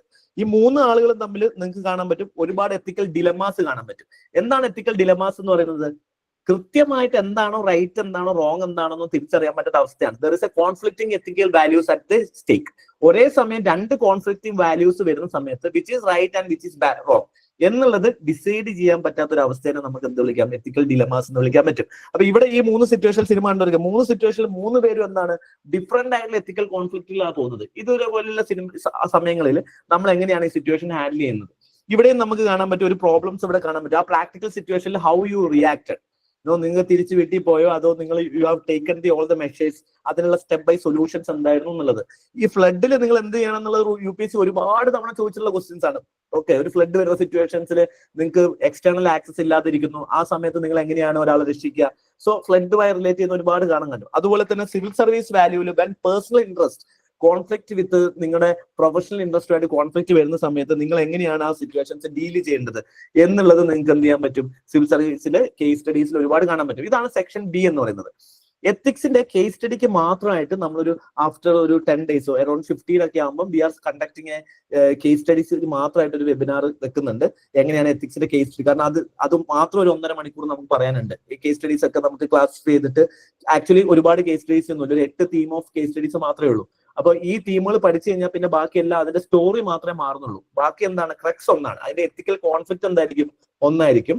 പക്ഷെ എന്ത് ചെയ്യും, സ്റ്റോറീസ് മാറിക്കൊണ്ടേയിരിക്കും. ഒരാളുടെ മോനാണ് പ്രശ്നമെങ്കിൽ മറ്റൊന്നാളുടെ മരുമോനായിരിക്കും പ്രശ്നം. അങ്ങനെ സ്റ്റോറീസ് മാറും, പക്ഷെ എന്താണ്, കോർ തീം എന്ന് പറയുന്നത് സെയിം ആയിരിക്കും. അപ്പൊ automatically we have to discuss 1 hour അതിന് വേണ്ടി എടുക്കും. സോ അത് നമുക്ക് എന്ത് ചെയ്യാം, വേറൊരു സെഷനിൽ ഒരു 15 ഒക്കെ ആകുമ്പോഴേക്കും wheel conduct another case study related ആയിട്ടുള്ള ഒരു സെഷൻ വെക്കാം. അവിടെ നമുക്ക് എന്ത് ചെയ്യാം, അത് ഡിസ്കസ് ചെയ്യാം കേട്ടോ. സോ കേസ് സ്റ്റഡീസിൽ ബേസിക്കലി നിങ്ങൾ മനസ്സിലാക്കുന്നത് എന്താണ്, എങ്ങനെയാണ് പ്രാക്ടിക്കൽ ആയിട്ട് ഈ ഒരു പ്രോബ്ലത്തിന് സൊല്യൂഷൻസ് കാണുക എന്നുള്ളതാണ് കേസ് സ്റ്റഡീസിൽ നമ്മൾ ചെയ്യാം. ഇനി എങ്ങനെയൊക്കെയാണ് എത്തിക്സിന്റെ ആൻസേഴ്സ് എഴുതുക എന്നുള്ളതാണ്. ഇപ്പൊ ഇൻട്രൊഡക്ഷന്റെ പാർട്ട് വരുന്ന സമയത്ത് UPSCന്റെ ഒരു കാര്യം നിങ്ങൾ ആദ്യം മനസ്സിലാക്കേണ്ടത്, എത്തിക്സ് പേപ്പറിന് ഒരു ലിമിറ്റേഷൻ ഉണ്ട്. എത്തിക്സിന്റെ സിലബസ് വളരെ സ്മോൾ ആണ്, ചെറുതാണ്, പെട്ടെന്ന് പഠിച്ചു തീർക്കാൻ പറ്റും. ഈ പറഞ്ഞ സാധനങ്ങൾ മാത്രമേ എത്തിക്സിലുള്ളൂ. അപ്പൊ നിങ്ങൾ ആലോചിക്കുക, എത്തിക്സ് എന്ന് പറഞ്ഞ ഒരു പേപ്പർ ഏകദേശം ഇൻട്രൊഡ്യൂസ് ചെയ്ത് 2013 എത്തിക്സിന്റെ 2012 എത്തിക്സിന്റെ പേപ്പർ എന്ത് ചെയ്തത്, ഇൻട്രൊഡ്യൂസ് ചെയ്യുന്നത്. സോ 2012 മുതൽ 2024 മെയിൻസ് എക്സാം കഴിഞ്ഞു. ഇത്രയും വർഷം, 10-12 വർഷത്തെ എക്സാം കഴിഞ്ഞപ്പോൾ തന്നെ, അതിന് മുന്നേ തന്നെ ഏകദേശം 2018 ആയപ്പോഴേക്ക് എത്തിക്സിൽ വരുന്ന എല്ലാ ഏരിയയിൽ വരുന്ന ക്വസ്റ്റ്യൻസ് UPSC ഓൾറെഡി ചോദിച്ചു കഴിഞ്ഞു. UPSCക്ക് പുതിയതായിട്ട് ഇനി ഒരു ചോദ്യം എത്തിക്സിൽ ആക്ച്വലി ചോദിക്കാനില്ല. നിങ്ങൾക്ക് എല്ലാവർക്കും എത്തിക്സിന്റെ കീവേഡ് നിങ്ങൾക്ക് കാണാതെ അറിയാൻ ചെയ്യാം. അപ്പൊ പക്ഷെ UPSCക്ക് വേണ്ടത് കൃത്യമായിട്ട് നിങ്ങൾ എത്തിക്കൽ പേഴ്സൺ ആണോ അല്ലയോ എന്നുള്ളത് അറിയാ എന്നുള്ളതാണ്. അല്ലാതെ നിങ്ങൾക്ക് ഇത് കാണാതെ പഠിക്കാൻ അറിയോ, നിങ്ങൾക്ക് ഇത് നോളജ് ഉണ്ടോ, നിങ്ങൾക്ക് ഇത് എത്രത്തോളം റീപ്രൊഡ്യൂസ് ചെയ്യാൻ പറ്റുന്നു എന്നുള്ളത് എത്തിക്സ് പേപ്പറിന്റെ ഒരു ഡിമാൻഡ് അല്ല. എത്തിക്സ് പേപ്പറിന്റെ demand how ethical you are in A difficult situation, ഒരു പ്രഷറൈസ്ഡ് സിറ്റുവേഷനിൽ how efficiently you are taking decisions എന്നുള്ളതാണ് എത്തിക്സ് പേപ്പറിന്റെ ഒരു മാനദണ്ഡം എന്ന് പറയുന്നത്. അപ്പൊ ഇത് നോക്കാൻ വേണ്ടിയിട്ട് നിങ്ങളിപ്പോ ഓൾറെഡി എന്താണ് ഒരുപാട് മെറ്റീരിയൽ അവൈലബിൾ ആയതുകൊണ്ട് you know keywords, you know examples, ടോപ്പേഴ്സിന്റെ ഒരുപാട് നോട്ട്സ് അവൈലബിൾ ആണ്, നിങ്ങൾ അതിന്റെ എക്സാമ്പിൾ പഠിച്ചിട്ടുണ്ടാവും. അപ്പൊ ഇത് റീപ്രൊഡ്യൂസ് ചെയ്ത് കഴിഞ്ഞ് കഴിഞ്ഞാൽ UPSCന്റെ ഒബ്ജക്റ്റീവ് എന്ത് ചെയ്യും, ഡിഫീറ്റഡ് ആവും. കാരണം നിങ്ങൾ വെറുതെ ആൻസർ എഴുതുകയാണെന്നുണ്ടെങ്കിൽ നിങ്ങൾക്ക് മാർക്ക് കിട്ടുകയാണെങ്കിൽ UPSCയുടെ ഉദ്ദേശം എത്തിക്കലായുള്ള ആളുകൾ എടുക്കുക എന്നുള്ളതാണ്. അപ്പൊ എത്തിക്കലായ ഒരാളെ എടുക്കാൻ പറ്റാതാവും. അപ്പൊ പണ്ടത്തെ എത്തിക്സിന്റെ ക്വസ്റ്റ്യൻസും ഇന്നത്തെ എത്തിക്സിന്റെ, അത് കഴിഞ്ഞ ഒരു 5 വർഷത്തെ എത്തിക്സിന്റെ ക്വസ്റ്റ്യൻസും ഇപ്പോൾ ഒരു എത്തിക്സിന്റെ പണ്ട് തുടക്കത്തിൽ 2012 മുതൽ 2018 വരെയുള്ള എത്തിക്സിന്റെ ക്വസ്റ്റ്യനും അതിനുശേഷമുള്ള എത്തിക്സിന്റെ ക്വസ്റ്റ്യനും നോക്കിക്കഴിഞ്ഞാൽ നിങ്ങൾക്ക് ഒരു ഡിഫറൻസ് സെക്ഷൻ എയിൽ മനസ്സിലാവും. എന്താന്ന് പറയാൻ പറ്റും ആരെങ്കിലും ഒബ്സർവ് ചെയ്തിട്ടുണ്ടോ? അപ്ലൈഡ് എത്തിക്സ് ആണോ? അപ്ലൈഡ് എത്തിക്സ് എല്ലാത്തിലും പണ്ടും ചോദിച്ചിട്ടുണ്ട്. You can see the bulkiness of ക്വസ്റ്റ്യന്റെ വലിപ്പം എന്ന് പറയുന്നത് കൂടിയിട്ടുണ്ടാവും. ഇത് എത്തിക്സിന്റെ സെക്ഷനിൽ ഒരു ക്വസ്റ്റ്യൻ ആണ്. ഒരു ക്വസ്റ്റ്യന്റെ നേട്ടം നോക്കിയേ, it is not enough to talk about peace and one must believe in and it is not enough to be believe in it, one must act upon it in the present context the major weapon industries of the development nation. It's a big question അല്ലെ. ഒരു 5 line 6 ലൈനോളം വരുന്ന questions, അല്ലെങ്കിൽ minimum ഒരു 4 ലൈനോളം വരുന്ന questions ആയിരിക്കും നിങ്ങൾക്ക് ഇപ്പം കാണുന്ന എത്തിക്സ് പേപ്പറിലൊക്കെ നിങ്ങൾക്ക് കാണാൻ പറ്റുക. തുടക്കത്തിലെ ക്വസ്റ്റ്യൻസ് നോക്കിക്കഴിഞ്ഞു കഴിഞ്ഞാൽ, അതായത് എത്തിക്സ് പേപ്പർ ഇൻട്രൊഡ്യൂസ് ചെയ്ത ആദ്യത്തെ 5 വർഷത്തെ ക്വസ്റ്റ്യൻ 2 ലൈനർ ക്വസ്റ്റ്യൻസ് ആയിരുന്നു. പിന്നീടുള്ള ക്വസ്റ്റ്യൻസിന് എന്തുകൊണ്ടായിരിക്കും ഇങ്ങനെ വരാൻ കാരണം എന്ന് വെച്ച് കഴിഞ്ഞാൽ, വൺ റീസൺ ഈസ് ദാറ്റ് നിങ്ങൾ എത്തിക്കൽ സാധനം കാണാതെ പഠിച്ച് എഴുതാൻ തുടങ്ങിയതോട് കൂടിയിട്ട് എത്തിക്സ് എന്ന് പറയുന്ന പേപ്പറിന്റെ പർപ്പസ് തന്നെ ഡിഫീറ്റഡ് ആയി. കാരണം കാണാതെ പഠിച്ച് എക്സാക്ട്ലി മെറ്റീരിയൽ ഉണ്ട്, ആ മെറ്റീരിയൽ റീപ്രൊഡ്യൂസ് ചെയ്താൽ മതി. നൗ നിങ്ങൾ ഇതിനകത്ത് പ്രഷറൈസ് ചെയ്തിട്ട് നിങ്ങൾക്ക് ഇപ്പോൾ കണ്ടന്റ് അറിയാം. അപ്പൊ നിങ്ങൾ ഇതിനകത്ത് കൺഫ്യൂസ് ചെയ്യണമെങ്കിൽ 2 കാര്യമുള്ളൂ. One thing is the time factor. എത്തിക്സിൽ ടൈം തികയുക എന്ന് പറയുന്നത് it's a big challenge. GS1, GS2, GS3 എഴുതി തീർക്കുക എന്ന് പറയുന്നത് ആക്ച്വലി സിമ്പിൾ ആണ്. But writing ethics complete paper enough ടൈമോട് കൂടിയിട്ട് പ്രഷർ ഇല്ലാതെ എഴുതുക എന്ന് പറയുന്നത് it is very difficult. And mostly പലരുടെയും അവസാനത്തെ 2 ആൻസേഴ്സ് എന്നൊക്കെ പറയുന്നത് നമ്മളൊക്കെ എഴുതുന്ന സമയത്തൊക്കെ ആണെങ്കിലും ഞങ്ങൾക്ക് അവസാനം ആകുമ്പോഴേക്കും കുറച്ച് ഫ്ലോ ചാർട്ടുകൾ മാത്രമായിരിക്കും പഠിച്ചിട്ടുണ്ടാവും. Very difficult to complete the paper. Why it is very difficult to complete the paper? Because the questions are very bulky questions ആയിരിക്കും. ഭയങ്കര വലിയ ക്വസ്റ്റ്യൻസ് ചോദിക്കും. ഈ ക്വസ്റ്റ്യൻ വായിച്ചിട്ട് ഇതിന് എക്സാക്ട് പാർട്ട് കണ്ടെത്താൻ തന്നെ ഇറ്റ് വിൽ ടേക്ക് ടൈം അല്ലേ. അല്ലെങ്കിൽ നമ്മൾ എന്ത് ചെയ്യും, ഇത് അഡ്രസ് ചെയ്തു പോകും. അപ്പൊ നമുക്ക് ഇത് വായിച്ച് നിങ്ങൾ ഇത് എന്ത് ചെയ്യും, ഇത് ഒന്നും ചോദിച്ചിട്ടില്ല, ഇവിടെ ഒന്നും പറയുന്നില്ല. ക്വസ്റ്റ്യൻ വന്നത് ഏകദേശം ഈ പാർട്ടിൽ എത്തുമ്പോഴായിരിക്കും ക്വസ്റ്റ്യൻ വരുന്നത്. പക്ഷെ എന്ത് ചെയ്യും, നമ്മൾ ഇവിടേക്ക് എന്തെങ്കിലും ഉണ്ടോ എന്ന് വാല്യൂറ്റ് ചെയ്ത് എത്തുമ്പോഴേക്കും നമ്മുടെ സമയം പോയിട്ടുണ്ടാവും. അങ്ങനെ ആൻസേഴ്സ് കംപ്ലീറ്റ് ചെയ്യാന്ന് പറയുന്നത് ഭയങ്കര ഡിഫിക്കൽട്ട് ആണ്. So completing an answer in ethics itself is a challenging compare to GS1, GS2, GS3. Answer complete ചെയ്യാന്ന് പറയുന്നതിന്റെ ഒരു പ്രോബ്ലം ആണ്. കാരണം ഇവിടുത്തെ ഏറ്റവും പ്രോബ്ലം ബൾക്കിനെസ് ഓഫ് ക്വസ്റ്റ്യൻ ആണ്. കാരണം എന്തുകൊണ്ടാണ് bulkiness question? All the questions are repeated questions. Basically theme എന്താണ്, റിപ്പീറ്റഡ് ആണ്. പുതിയ തീംസ് ഒന്നും ചോദിക്കുന്നില്ല. ഇപ്പൊ ഞാനിപ്പോ GS3 എടുക്കുകയാണെന്നുണ്ടെങ്കിൽ അല്ലെങ്കിൽ GS2 എടുക്കുകയാണെന്നുണ്ടെങ്കിൽ I can ask different questions. ഈ വർഷം എനിക്ക് വേണമെങ്കിൽ ഗവർണറെ പറ്റി ചോദിക്കാം, വൈസ് പ്രസിഡന്റിനെ പറ്റി ചോദിക്കാം. അടുത്ത വർഷം എനിക്ക് വേറെ ക്വസ്റ്റ്യൻ ചോദിക്കാം. അല്ലെങ്കിൽ കോണ്ടസ്റ്റ് മാറുന്ന ഇഷ്യൂസ് മാറുന്നതിനനുസരിച്ച് എന്ത് ചെയ്യാം, ഇപ്പൊ കാസ്റ്റ് സെൻസിനെ പറ്റി ചോദിക്കാം. അടുത്ത വർഷം എനിക്ക് പുതിയ ഇഷ്യൂ ഉണ്ടാവും.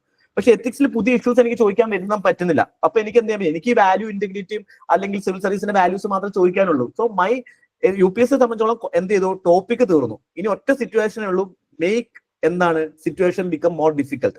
So that pressurised situation how you are performing your own content will come out. Okay, originality of your answers എന്ത് ചെയ്യേണ്ടി വരും, നിങ്ങൾ ഇവിടെ പ്രസന്റ് ചെയ്യാൻ നിങ്ങൾ ഫോഴ്സ്ഫുൾ ആവും.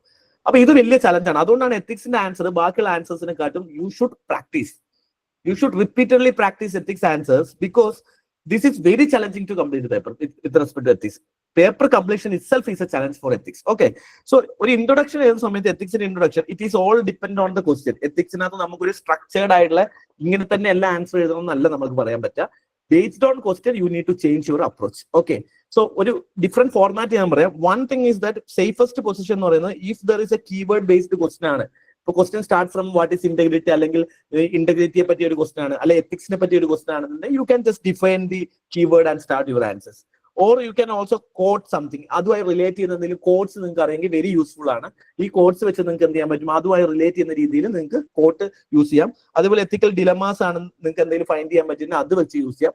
എന്തെങ്കിലും ഫിലോസഫിക്കൽ പെർസ്പെക്ടീവ്സ് നിങ്ങൾക്ക് അതിനകത്ത് കൊടുക്കാനുണ്ടെങ്കിൽ നിങ്ങൾക്ക് അത് വെച്ചിട്ട് സ്റ്റാർട്ട് ചെയ്യാം. പിന്നെ നിങ്ങൾക്ക് ചെയ്യാനുള്ള കോണ്ടെക്സ്റ്റ് വെച്ചിട്ടും നിങ്ങൾക്ക് ചെയ്യാം. കോണ്ടെക്സ്റ്റ് ആണ് ഞാൻ എഴുതാൻ ഉദ്ദേശിച്ച മാർക്ക്. കോണ്ടെക്സ്റ്റ് വെച്ചിട്ട് നിങ്ങൾക്ക് എന്ത് ചെയ്യാൻ പറ്റും, നിങ്ങൾക്ക് ആൻസേഴ്സ് സ്റ്റാർട്ട് ചെയ്യും എന്തെങ്കിലും ഒരു ഇഷ്യൂ വരുവാണെന്നുണ്ടെങ്കിൽ. ഓക്കെ, സോ ഈ ഒരു രീതിയിലൊക്കെ നിങ്ങൾക്ക് ആൻസേഴ്സ് ആവും. ഈ ഒരു പർട്ടിക്കുലർ ക്വസ്റ്റ്യൻ നിങ്ങൾ നോക്കിക്കേ. ഇറ്റ് ഈസ് കഴിഞ്ഞ വർഷത്തെ 2024 ചോദ്യമാണ്. It is not enough to talk about peace and one must believe in it and it is not enough to believe in it, one must act upon it.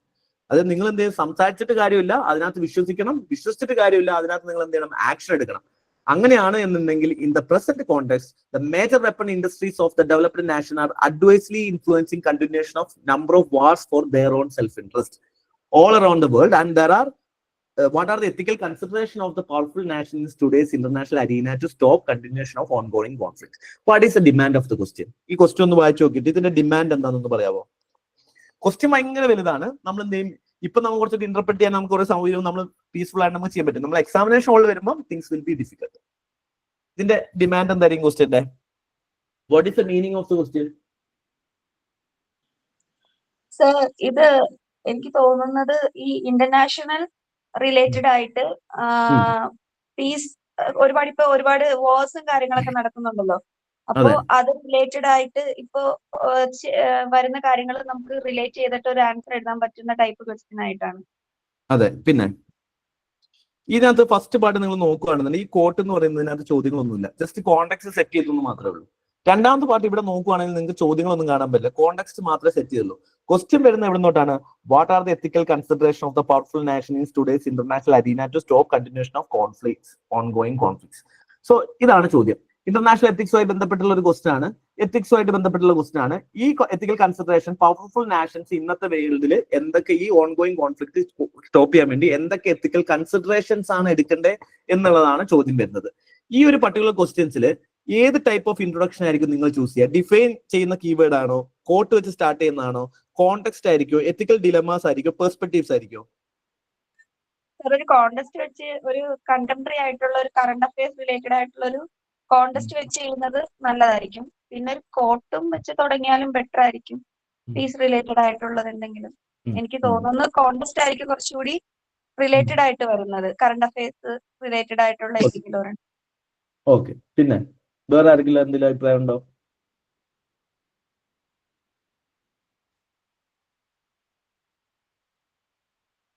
ഇതിനകത്ത് നമുക്ക് എന്തായാലും എന്ത് use ചെയ്യാൻ പറ്റില്ല, നിങ്ങൾക്ക് കോട്ട് വെച്ച് യൂസ് ചെയ്യാം. പക്ഷേ ഡിഫൈൻ കീവേഡ് എന്ന് പറയുന്ന ഒരു ക്വസ്റ്റിന്റെ ഇൻട്രൊഡക്ഷൻ ഇവിടെ സൂട്ടബിൾ അല്ല. കാരണം ഇവിടെ ഒരു കീവേഡ് നമുക്ക് ഡിഫൈൻ ചെയ്ത് എഴുതേണ്ട ഒരു ക്വസ്റ്റൻ അല്ല ഇത്. ഇതൊരു പ്രസന്റ് ഇഷ്യൂ വെച്ചിട്ടുള്ള പ്രസന്റ് കോണ്ടെക്സ്റ്റുമായിട്ട് റിലേറ്റ് ചെയ്യുന്ന ഒരു ക്വസ്റ്റൻ ആണ്. മോസ്റ്റ് അപ്രോപ്രിയേറ്റ് എന്ന് പറയുന്നത് എന്താണ്? ഇവിടെ ഒരു കോണ്ടെക്സ്റ്റ് വെച്ച് എഴുതാന്നുള്ളതാണ്. ഇനി അതല്ലാന്നുണ്ടെങ്കിൽ നിങ്ങൾക്ക് ഒരു കോട്ട് എഴുതിയതിനു ശേഷം എന്ത് ചെയ്യാം, കോണ്ടെക്സ്റ്റിലേക്ക് വരാൻ പറ്റും. ഇവിടെ കോണ്ടെക്സ്റ്റ് എഴുതാതെ എന്തായാലും ഈ ആൻസർ എഴുതാൻ പറ്റില്ല. കാരണം എന്തിനാണ് ഈ ഒരു ഇഷ്യൂസ് നമ്മളിപ്പം പ്രസന്റ് കോണ്ടെക്സ്റ്റ് എന്ന് ക്വസ്റ്റൻ എടുത്ത് പറഞ്ഞിട്ടുണ്ട്. സോ ഈ പ്രസന്റ് കോണ്ടെക്സ്റ്റിൽ എന്താണ് ഇവിടുത്തെ വിഷയം എന്നുള്ളത് നമ്മൾ ജസ്റ്റ് ഒന്ന് പറഞ്ഞു പോകണം. അപ്പൊ ഈ ഒരു ഇൻട്രൊഡക്ഷൻ ആർക്കെങ്കിലും ഒരു ഇൻട്രൊഡക്ഷൻ സജസ്റ്റ് ചെയ്യാൻ പറ്റുമോ? സർ, ഓൺഗോയിങ് ആയിട്ടുള്ള ഹമാസ് ഇസ്രായേൽ വാറിന്റെ ഒരു കോണ്ടെക്സ്റ്റ് വെച്ച് പറയാലോ. അല്ലെങ്കിൽ ഇപ്പൊ നമ്മുടെ പാകിസ്ഥാൻ പഹൽഗാം ആ ഒരു അറ്റാക്ക് വെച്ചിട്ട് പറയാലോ. ആ ഒരു രീതിയിലും സ്റ്റാർട്ട് ചെയ്യാലോ. പിന്നെ ഇതിനകത്ത് കൃത്യമായിട്ട് എന്തായാലും ഡെവലപ്ഡ് നാഷൻ അഡ്വൈസിൽ ഡെവലപ്ഡ് നാഷൻസ് എന്നുകൂടി പറഞ്ഞിട്ടുണ്ട്. സോ ബേസിക്കലി വെപ്പൺ ഇൻഡസ്ട്രീസ് അവരെന്ത് ചെയ്യുന്നുണ്ട്, ഡെവലപ്ഡ് നാഷൻസിലുള്ള വെപ്പൺ ഇൻഡസ്ട്രീസ് കോൺഫ്ലിക്ട് പ്രൊമോട്ട് ചെയ്യുന്നു എന്നുള്ളതാണ് ക്വസ്റ്റ്യന്റെ ഇന്നർ മീനിങ് എന്ന് പറയുന്നത്. അപ്പൊ അവർ എടുക്കേണ്ട എത്തിക്കൽ, ഈ ഡെവലപ്ഡ് നാഷൻസ് എടുക്കേണ്ട എത്തിക്കൽ കൺസിഡറേഷൻ എന്താണെന്നുള്ളതാണ് ചോദ്യം. അപ്പൊ നമുക്ക് വേണമെങ്കിൽ ജസ്റ്റ് ഇങ്ങനെ എഴുതിക്കൂടെ. ഇപ്പൊ ഫോർ എക്സാമ്പിൾ, പണ്ട് why weapons are actually invented? എന്തിനാ നമ്മൾ വെപ്പൺസ് ഡെവലപ്പ്?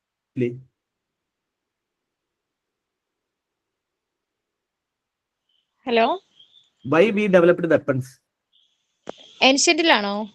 അല്ലല്ല, നമുക്ക് എന്തിനാണ് വെപ്പൺസ്? വാറല്ലേ?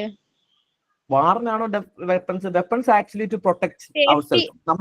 നമ്മുടെ രാജ്യം പ്രൊട്ടക്ട് ചെയ്യാനാണ്, സെൽഫ് ഡിഫെൻസ്. അല്ലെങ്കിൽ weapons are created, invented for protections അല്ലേ?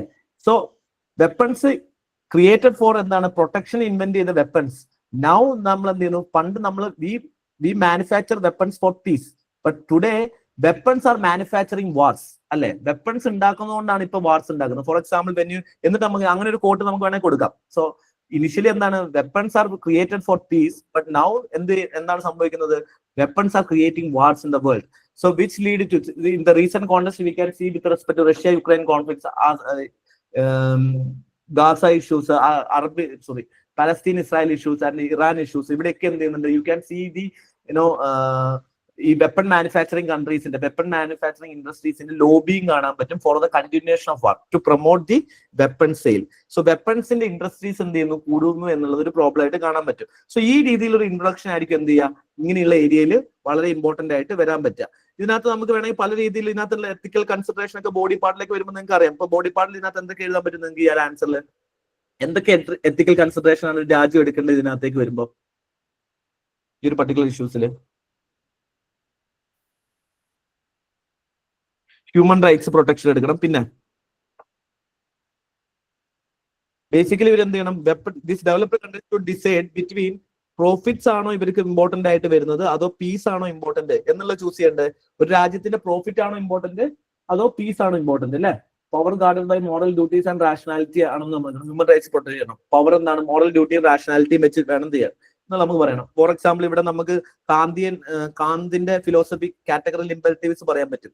എന്ത് ചെയ്യാൻ പാടില്ല, ആളുകളെ മീൻസ് ആയിട്ടാണ് വാറിൽ കാണുന്നത്. ആളുകളെ മീൻസ് ആയിട്ട് എന്ത് ചെയ്യാൻ പാടില്ല, കാണാൻ പാടില്ല. എൻഡിൻ ഇറ്റ്സെൽഫ് ആയിട്ട് എന്ത് ചെയ്യാൻ പാടുള്ളൂ, കാണാൻ പാടുള്ളൂ. ആളുകളെ മീൻസ് ആയി യൂസ് ചെയ്യുന്നത് എഗെയിൻസ്റ്റ് കാന്തിയൻ പ്രിൻസിപ്പിൾസ് ആണ്. അതേപോലെ തന്നെ നമുക്ക് ഇവിടെ കറപ്ഷന്റെ കാര്യം കാണാൻ പറ്റും. അതുപോലെ റിസോഴ്സസ് ഡൈവേർഷൻ ഫോർ വെപ്പൺസിന് വേണ്ടിയിട്ട് നമുക്ക് കാണാൻ പറ്റും. അതുപോലെ guns versus butter, either we should invest on guns or we should invest on the sustainable economy. So that is a conflict. അല്ലെ, സയൻസ് വിത്തൗട്ട് മൊറാലിറ്റിന്റെ പ്രോബ്ലംസ് കാണാൻ പറ്റും. സോ ഇത്തരത്തിലുള്ള സാധനങ്ങളൊക്കെ നിങ്ങൾക്ക് എന്ത് ചെയ്യാൻ പറ്റും, ആൻസറിലേക്ക് എഴുതാൻ പറ്റും. ബോഡി പാർട്ടിലേക്ക് വരുമ്പോൾ കൺക്ലൂഷൻ പാർട്ടിലേക്ക് വരുന്ന സമയത്ത് എന്ത് ചെയ്യണം, നമുക്ക് ഇതിനൊരു സൊല്യൂഷൻ കൊടുക്കേണ്ട കാര്യങ്ങൾ വരും. അപ്പൊ നമുക്ക് വേണമെങ്കിൽ കാന്തിന്റെ പ്രിൻസിപ്പിൾ സൊല്യൂഷൻ കൊടുക്കാം, അല്ലെങ്കിൽ ഗാന്ധി പ്രിൻസിപ്പിൾസ് കൊടുക്കാം, അല്ലെങ്കിൽ നമുക്ക് Buddhist principle of non violence കൊടുക്കാം. Or you can also put a quote at the end saying that if you are continuing with violence and if you are forcing violence will exist in the society, violence never fade away. So ആ രീതിയിൽ നിങ്ങൾക്ക് കൊടുക്കാം. So പല രീതിയിലും നിങ്ങൾക്ക് എന്ത് ചെയ്യാൻ പറ്റും ഇതിനകത്ത് എഴുതാം. പക്ഷേ ഈ ഒരു ക്വസ്റ്റ്യൻ നോക്കിയേ, ethics encompass several key dimensions that are crucial in guiding individuals and organizations towards moral responsibility and behavior. ഈ ഒരു ക്വസ്റ്റ്യൻ ഇതും ബൾക്കി ക്വസ്റ്റ്യൻ ആണ്, ഒറ്റ ക്വസ്റ്റ്യൻ ആണ്, ബൾക്കി ക്വസ്റ്റ്യൻ ആണ്. Explain the key dimension of ethics that influence human action, discuss how this dimension shape ethical decision making in the professional context. So professional എത്തിക്സിൽ എന്തെങ്ങനെയാണ് എന്നുള്ളതാണ് ഫസ്റ്റ് പാർട്ട്. സെക്കൻഡ് പാർട്ട് ചോദ്യം. Question എന്താണ്, എല്ലാ ആൻസറും സിമ്പിളാ. ഇതേ questions simple ആയിട്ടും ചോദിച്ചാൽ മതി. അതായത് what is ethics and how professional ethics are shaped എന്ന് ചോദിച്ചു കഴിഞ്ഞാൽ ഈ ക്വസ്റ്റ്യൻ തീർന്നു. So UPSC wanted to make it bulky because that to reduce the time availability. അപ്പൊ നിങ്ങൾക്ക് എന്ത് ചെയ്യണം, നിങ്ങൾ പ്രഷറിൽ എന്ത് ചെയ്യണം, നിങ്ങൾ ഒറിജിനൽ ആൻസർ UPSCക്ക് വേണം.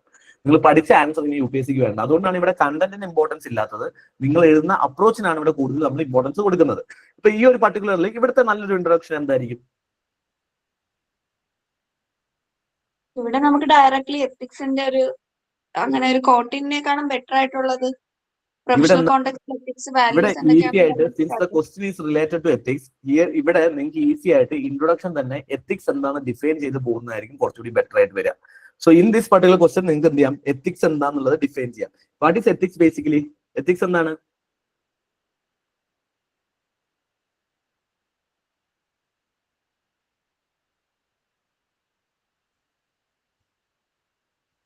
എത്തിക്സ് എന്താണെന്ന് ആർക്കും അറിയില്ലേ? Okay, ethics is things choice. Right versus it's a choice between right and wrongs. അല്ലെ, ഏതാണ് ശരി ഏതാണ് തെറ്റെന്നുള്ള ചോയ്സസിനെയാണ് നമ്മൾ എത്തിക്സ് വിളിക്കുക. അപ്പൊ നമുക്ക് എന്ത് ചെയ്യും, എത്തിക്സ് എന്താന്ന് പറഞ്ഞിട്ട് വേണമെങ്കിൽ നമുക്ക് ഡിഫൈൻ ചെയ്തിട്ട് എത്തിക്സിന്റെ കാര്യത്തിലേക്ക് പോകാൻ പറ്റും. അപ്പം അവിടെ തന്നെ നിങ്ങൾ നോക്കുന്ന സമയത്ത് പല രീതിയിൽ നിങ്ങൾ എന്ത് ചെയ്യാൻ വേണമെങ്കിൽ നമ്മൾ ethics is like a current, ethics is like an electricity. You cannot touch it, അല്ലെങ്കിൽ നിങ്ങൾക്ക് എന്ത് ചെയ്യാൻ, you cannot see it but you can feel the energy അല്ലെ. സോ അതുപോലെയാണ് എത്തിക്സ്. എത്തിക്സ് സൊസൈറ്റിയിൽ എല്ലായിടത്തും ഉണ്ട്, but you can see it, you can touch it, but you can feel the influence of ethics always. When it is switch on the lights എന്ത് ചെയ്യാൻ പറ്റും, അതിന്റെ light നിങ്ങൾക്ക് കാണാൻ പറ്റും. When the ethics is present there is A light. So അതേ രീതിയിൽ നിങ്ങൾക്ക് കുറച്ചുകൂടി ഇതിനകത്ത് നിങ്ങൾക്ക് മെറ്റഫോറിക്കൽ ആയിട്ട് ആൻസർ, ഒരു മെറ്റഫോർ കൊണ്ടുവന്നിട്ട് ആൻസർ എഴുതുകയാണെന്നുണ്ടെങ്കിൽ നിങ്ങളുടെ ആൻസർ നന്നാവും. ഇപ്പൊ നിങ്ങൾക്ക് കുറച്ച് ടോപ്പേഴ്സിന്റെ ഇപ്പൊ ടോപ്പ് 10 വന്നുള്ള കുറച്ച് പേരുടെ ഇൻട്രൊഡക്ഷൻസ് ഞാൻ ജസ്റ്റ് ഒന്ന് കാണിച്ചുതരാം. ഇപ്പൊ ഇതിനകത്ത് ജസ്റ്റ് ആൾട്രൂയിസം എന്ന് പറയുന്ന ഒരു കോൺസെപ്റ്റ് ആണ് ഇവിടെ ബേസിക്കലി ചോദ്യം ചോദിച്ചിട്ടുള്ളത്. Then core values. അപ്പൊ ഈ ടോപ്പർ എന്താ ചെയ്തിരിക്കുന്നത്, ആദ്യം തന്നെ എന്താണ് altruism refers to philosophy of doing acts. കണ്ടോ, ഇവിടെ ഓൾട്രൂയിസം എന്ന് പറയുന്ന ഒരു ഡെഫിനിഷൻ ബേസ്ഡ് ആയിട്ടുള്ള ഒരു ഇൻട്രൊഡക്ഷനിലേക്കാണ് അയാൾ പോയിട്ടുള്ളത്. ഇവിടെ യൂട്ടിലിറ്റേറിയൻ, ഇത് പക്ഷേ ടെസ്റ്റ് സീരീസ് ക്വസ്റ്റ്യൻസ് ആയി. ടെസ്റ്റ് സീരീസ് ക്വസ്റ്റ്യന്റെ പ്രശ്നം എന്താണെന്ന് വെച്ച് കഴിഞ്ഞാല് പല ഇൻസ്റ്റിറ്റ്യൂട്ടുകളും ടെസ്റ്റ് സീരീസ് ക്വസ്റ്റ്യൻസ് ഇടുന്ന സമയത്ത് ഇപ്പോഴും അവർ ചെറിയ ക്വസ്റ്റ്യൻസ് ഇടുന്നത്. കുട്ടികൾക്ക് ഒരു വലിയ പ്രോബ്ലം എന്താണെന്ന് വെച്ച് കഴിഞ്ഞാല് ഇവര് എഴുതി പഠിക്കുന്ന ചെറിയ ക്വസ്റ്റ്യൻസിൽ, കാരണം വലിയ ക്വസ്റ്റ്യൻസിനെ കുറിച്ച് പണിയാം. അപ്പം എന്ത് ചെയ്യും, ചെറിയ ക്വസ്റ്റ്യൻസ് എഴുതി പഠിക്കുന്ന സമയത്ത് അവിടെ ചെല്ലുമ്പോൾ ക്വസ്റ്റ്യൻസ് ബൾക്കി ആവും, ടൈം മാനേജ്മെന്റിന് ഇത് ബാധിക്കും. അപ്പൊ ഇതൊക്കെ ചെറിയ ക്വസ്റ്റ്യൻ, UPSC കൂടുതലും വലിയ ക്വസ്റ്റ്യൻസ് ഇപ്പൊ ചോദിക്കുന്നത്. അപ്പം സർട്ടൻ ആക്ഷൻ ക്യാൻ ബി, ഇവിടെ യൂട്ടിലിറ്റേറിയൻ കണ്ട, ഇവിടെ ഒരു എത്തിക്കൽ പെർസ്പെക്ടീവ്സ് വെച്ചിട്ടാണ് എഴുതിയിരിക്കുന്നത്. Utilitarian focuses on good for maximum people. So utilitarian principle of ethics വെച്ചിട്ടാണ്, പെർസ്പെക്ടീവ്സ് വെച്ചിട്ടാണ് ഇവിടെ ആൻസർ സ്റ്റാർട്ട് ചെയ്തിരിക്കുന്നത്. റാദർ ദാൻ എന്താണ്, അപ്പൊ ഇതിന്റെ ടീം എന്താന്ന് എടുത്തിട്ടാണ്. ഇപ്പം certain action can be right even though they do not maximize good consequences. അതായത് ചില ആക്ഷൻസ് എന്താണ്, എല്ലാവർക്കും നല്ലത് വരുത്തിയില്ലെങ്കിലും റൈറ്റ് ആണ്. എല്ലാവർക്കും നല്ലത്, മാക്സിമം ആളുകൾക്ക് നല്ലത് വരണം എന്ന് പറയുന്നതാണ് യൂട്ടിലിറ്റേറിയൻ പെർസ്പെക്ടീവ്സ്. അപ്പൊ ഇയാൾ എന്ത് ചെയ്തു, ആ യൂട്ടിലിറ്റേറിയൻ പെർസ്പെക്ടീവ് എന്താന്ന് ഡിഫൈൻ ചെയ്തിട്ട്, but however there is a means rather than virtue അപ്രോച്ചിനെ പറ്റിയിട്ട് എന്ത് ചെയ്തു, മീൻസിൽ ഇമ്പോർട്ടൻസ് കൊടുക്കണം, അല്ലാതെ എൻഡിലല്ല എന്ന് പറയുന്നത് കൊടുത്തിട്ട് എന്ത് ചെയ്തു, ആ ക്വസ്റ്റിനെ ബാലൻസ് ചെയ്യാണ് ചെയ്തിട്ടുള്ളത്. അപ്പൊ രണ്ട് എത്തിക്കൽ പെർസ്പെക്ടീവ്സ് തമ്മിലുള്ള ഡിബേറ്റ് ആണ് നിങ്ങൾക്ക് ഈ ഇൻട്രൊഡക്ഷനിൽ കാണാൻ പറ്റും. ഒന്ന് യൂട്ടിലിറ്റേറിയൻ പെർസ്പെക്ടീവ്സും രണ്ട് വെർച്യു അപ്രോച്ചും തമ്മിലൊരു ഡിബേറ്റ് കാണാൻ പറ്റും. ഈ ക്വസ്റ്റ്യൻ നോക്കിയേ, ഡയറക്റ്റ് കോമ്പാഷൻ എന്താന്നുള്ളത് എന്ത് ചെയ്തു, ഡിഫൈൻ ചെയ്ത് പോവാണ്. ഇത് ശക്തി ദുബേന്റെ ആൻസർ ആവുന്നു, ഫസ്റ്റ് റാങ്കറിന്റെ. എന്ത് ചെയ്യുന്നു, ഡയറക്റ്റ് എന്ത് ചെയ്തു, നമ്മൾ എന്ത് ചെയ്തു, എന്താണ് കോമ്പാഷൻ എന്നുള്ളതും എന്താണ് എമ്പതി എന്നുള്ള രീതിയിൽ അതിനകത്ത് എന്ത് ചെയ്തു, ആക്ഷൻ എടുക്കുക എന്നുള്ള രീതിയിലാണ് എഴുതിയത്.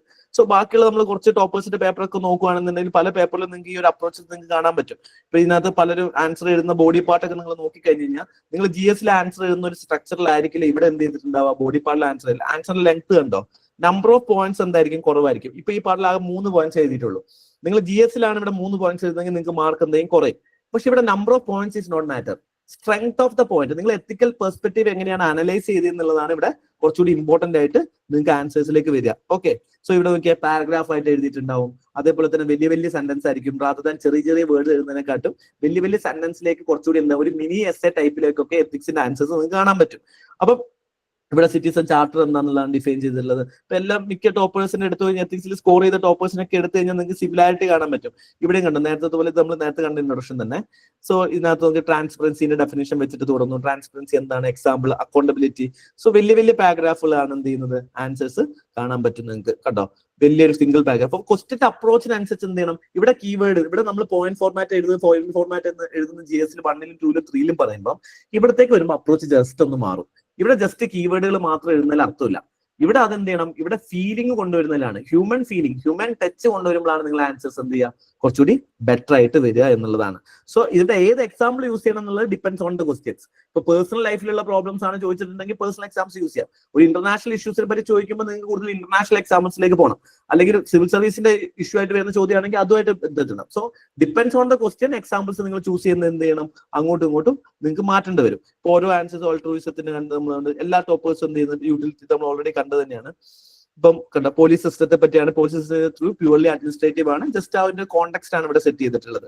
സോ ഡിഫറെന്റ് ആസ്പെക്ട്സിൽ എല്ലാവരുടെ ആൻസറിൽ ഒരു സിമിലർ ഫോർമാറ്റ് നിങ്ങൾക്ക് കാണാൻ പറ്റും. മാർക്ക് സ്കോർ ചെയ്യുന്നവർക്കൊക്കെ ആൻസേഴ്സ് ആർ എക്സ്പ്ലനേറ്ററി ആണ്, points are explanatory, just keyword അല്ല. Just ethics, what are the values are transparency, അല്ലെങ്കിൽ objectivity, transparency, non partisanship, empathy, compassion, അങ്ങനെ എഴുതി പോവല്ല.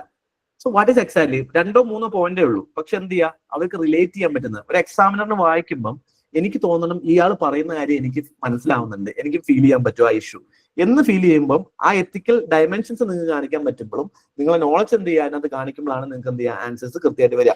അപ്പൊ ഇതിനകത്ത് ഡിഫറെന്റ് പെർസ്പെക്ടീവ്സ് ഓഫ് എത്തിക്സ് ആണ് ഇതിനകത്ത് കൊടുത്തിട്ടുണ്ട്. ഓക്കെ, സോ ദിസ് ഈസ് നിങ്ങൾ എന്ത് ചെയ്യുക, ഒരു ടോപ്പേഴ്സിനെ കുറച്ച് പേപ്പേഴ്സ് എടുത്ത് നിങ്ങൾ വായിക്കുന്നത് വളരെ നല്ലതാണ്. 2-3 കാര്യങ്ങൾ എന്തുകൊണ്ടാണെന്ന് ഞാൻ പറഞ്ഞുതരാം നമ്മൾ എങ്ങനെ പ്രിപ്പറേഷന്റെ ഭാഗത്തേക്ക് വരുമ്പോൾ.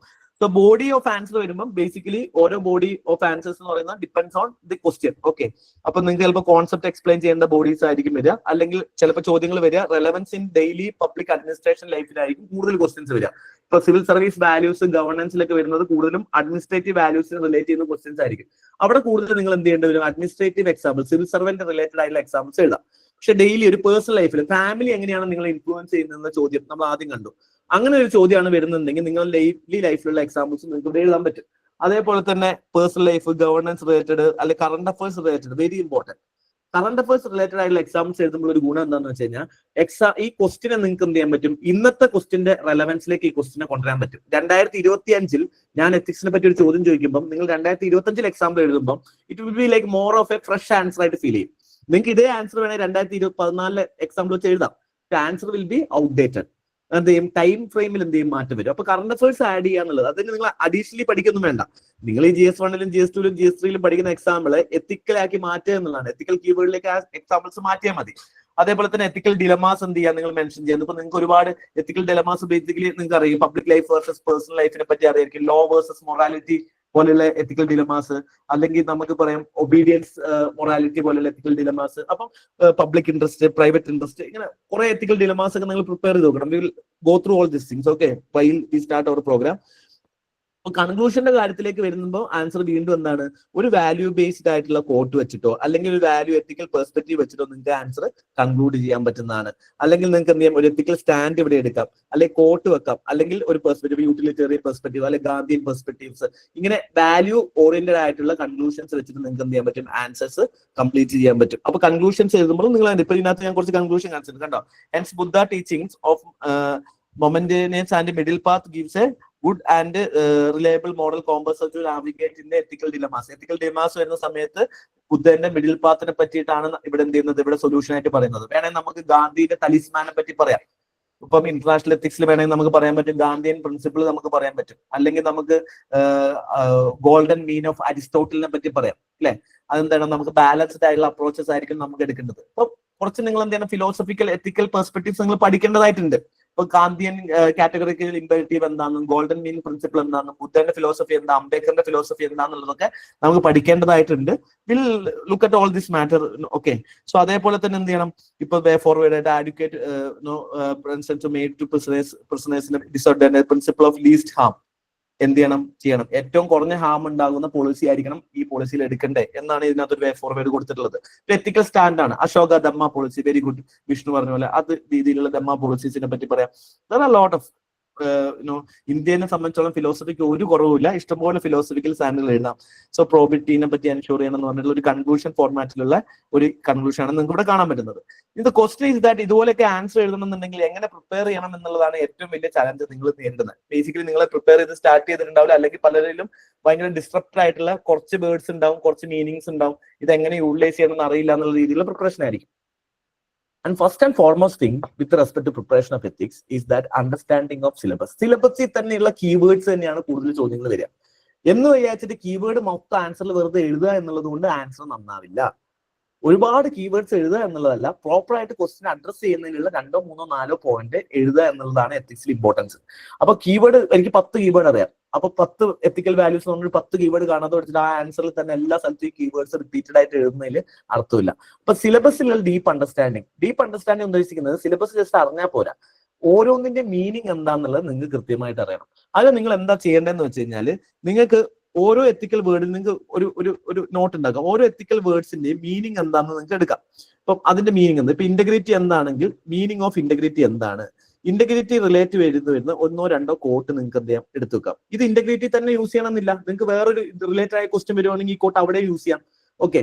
അതേപോലെ തന്നെ ഇന്റഗ്രിറ്റി റിലേറ്റ് ചെയ്ത് വരുന്ന പബ്ലിക് സർവീസിൽ റിലേറ്റ് ചെയ്ത് വരുന്ന 2 എക്സാമ്പിൾ നിങ്ങൾക്ക് എഴുതി വെക്കാം. എക്സാമ്പിൾസ് ഇന്റഗ്രിറ്റിയും പേഴ്സണൽ ലൈഫുമായി വരുന്ന ഒരു 2 എക്സാമ്പിൾ നിങ്ങൾ എഴുതി വെക്കുക. അതായത് നിങ്ങളെ പേഴ്സണൽ ലൈഫോ അല്ലെങ്കിൽ ആളുകളുടെ പേഴ്സണൽ ലൈഫോ 2 പേര്.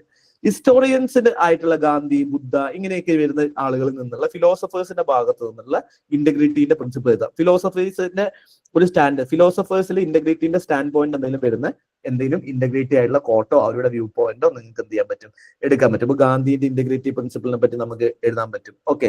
So Gandhi itself said that I don't allow any dirty feet to cross my mind. അതായത് വൃത്തികെട്ട കാലും വെച്ച് എന്റെ മനസ്സ് ക്രോസ് ചെയ്യാൻ ഞാൻ ആരെ അനുവദിക്കില്ല എന്ന് പറയുന്നത്. സോ ഫിലോസഫേഴ്സിന്റെ കോഡ്സ് നമുക്ക് എന്ത് ചെയ്യാം, ഇവിടെ എടുക്കാൻ പറ്റും. അതേപോലെ തന്നെ ഇന്റർനാഷണൽ ലെവലിൽ നിങ്ങൾക്ക് എന്ത് ചെയ്യാം, 2 എക്സാമ്പിൾ ഇന്റഗ്രിറ്റിന്റെ നിങ്ങൾക്ക് എടുത്ത് വെക്കാൻ പറ്റും. സോ ഇങ്ങനെ ഒരു 3-4 എക്സാംസ്. ഇന്റഗ്രിറ്റി ഒക്കെ ഭയങ്കര ഇമ്പോർട്ടന്റ് ആണ്. എത്തിക്സ്, അതായത് സിമ്പതി, എമ്പതി, കൊമ്പാഷൻ, ടോളറൻസ് എന്നൊക്കെ പറയുന്നത് കീ വാല്യൂസ് ആണ്. ഹോണസ്റ്റി. അപ്പൊ ഇതിനൊക്കെ വേണ്ടിയിട്ട് ഒരു 50-60 ഓളം കീവേഡ്സ് മിനിമം.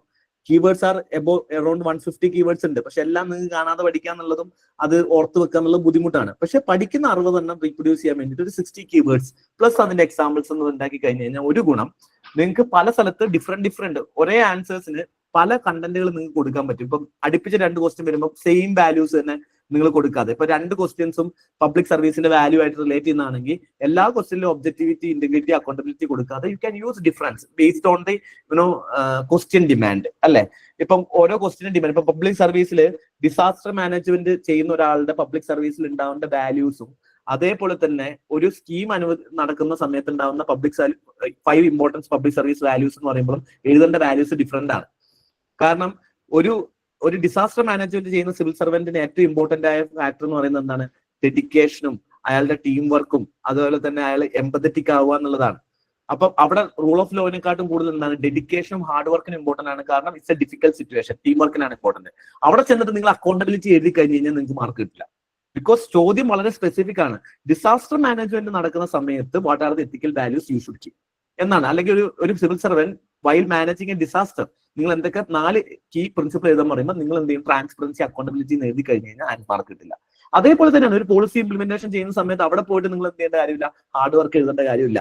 അവിടെ നിങ്ങൾക്ക് ട്രാൻസ്പെറൻസി, അക്കൗണ്ടബിലിറ്റി ഒക്കെ ആയിരിക്കും കൂടുതലായിട്ട് വേണ്ടി വരിക. So based on the questions demand, same question ആണ്, രണ്ടും പബ്ലിക് സർവീസ് വാല്യൂസ് ആണ്, പക്ഷെ കോണ്ടെക്സ്റ്റ് വേറെയാണ്. കോണ്ടെക്സ്റ്റിനനുസരിച്ച് നിങ്ങളെ പോയിന്റ്സിന്റെ എന്ത് ചെയ്യണം? നിങ്ങൾക്ക് പ്രയോറിറ്റി മാറ്റണം എന്നുണ്ടെങ്കിൽ you should know certain ethical keyword.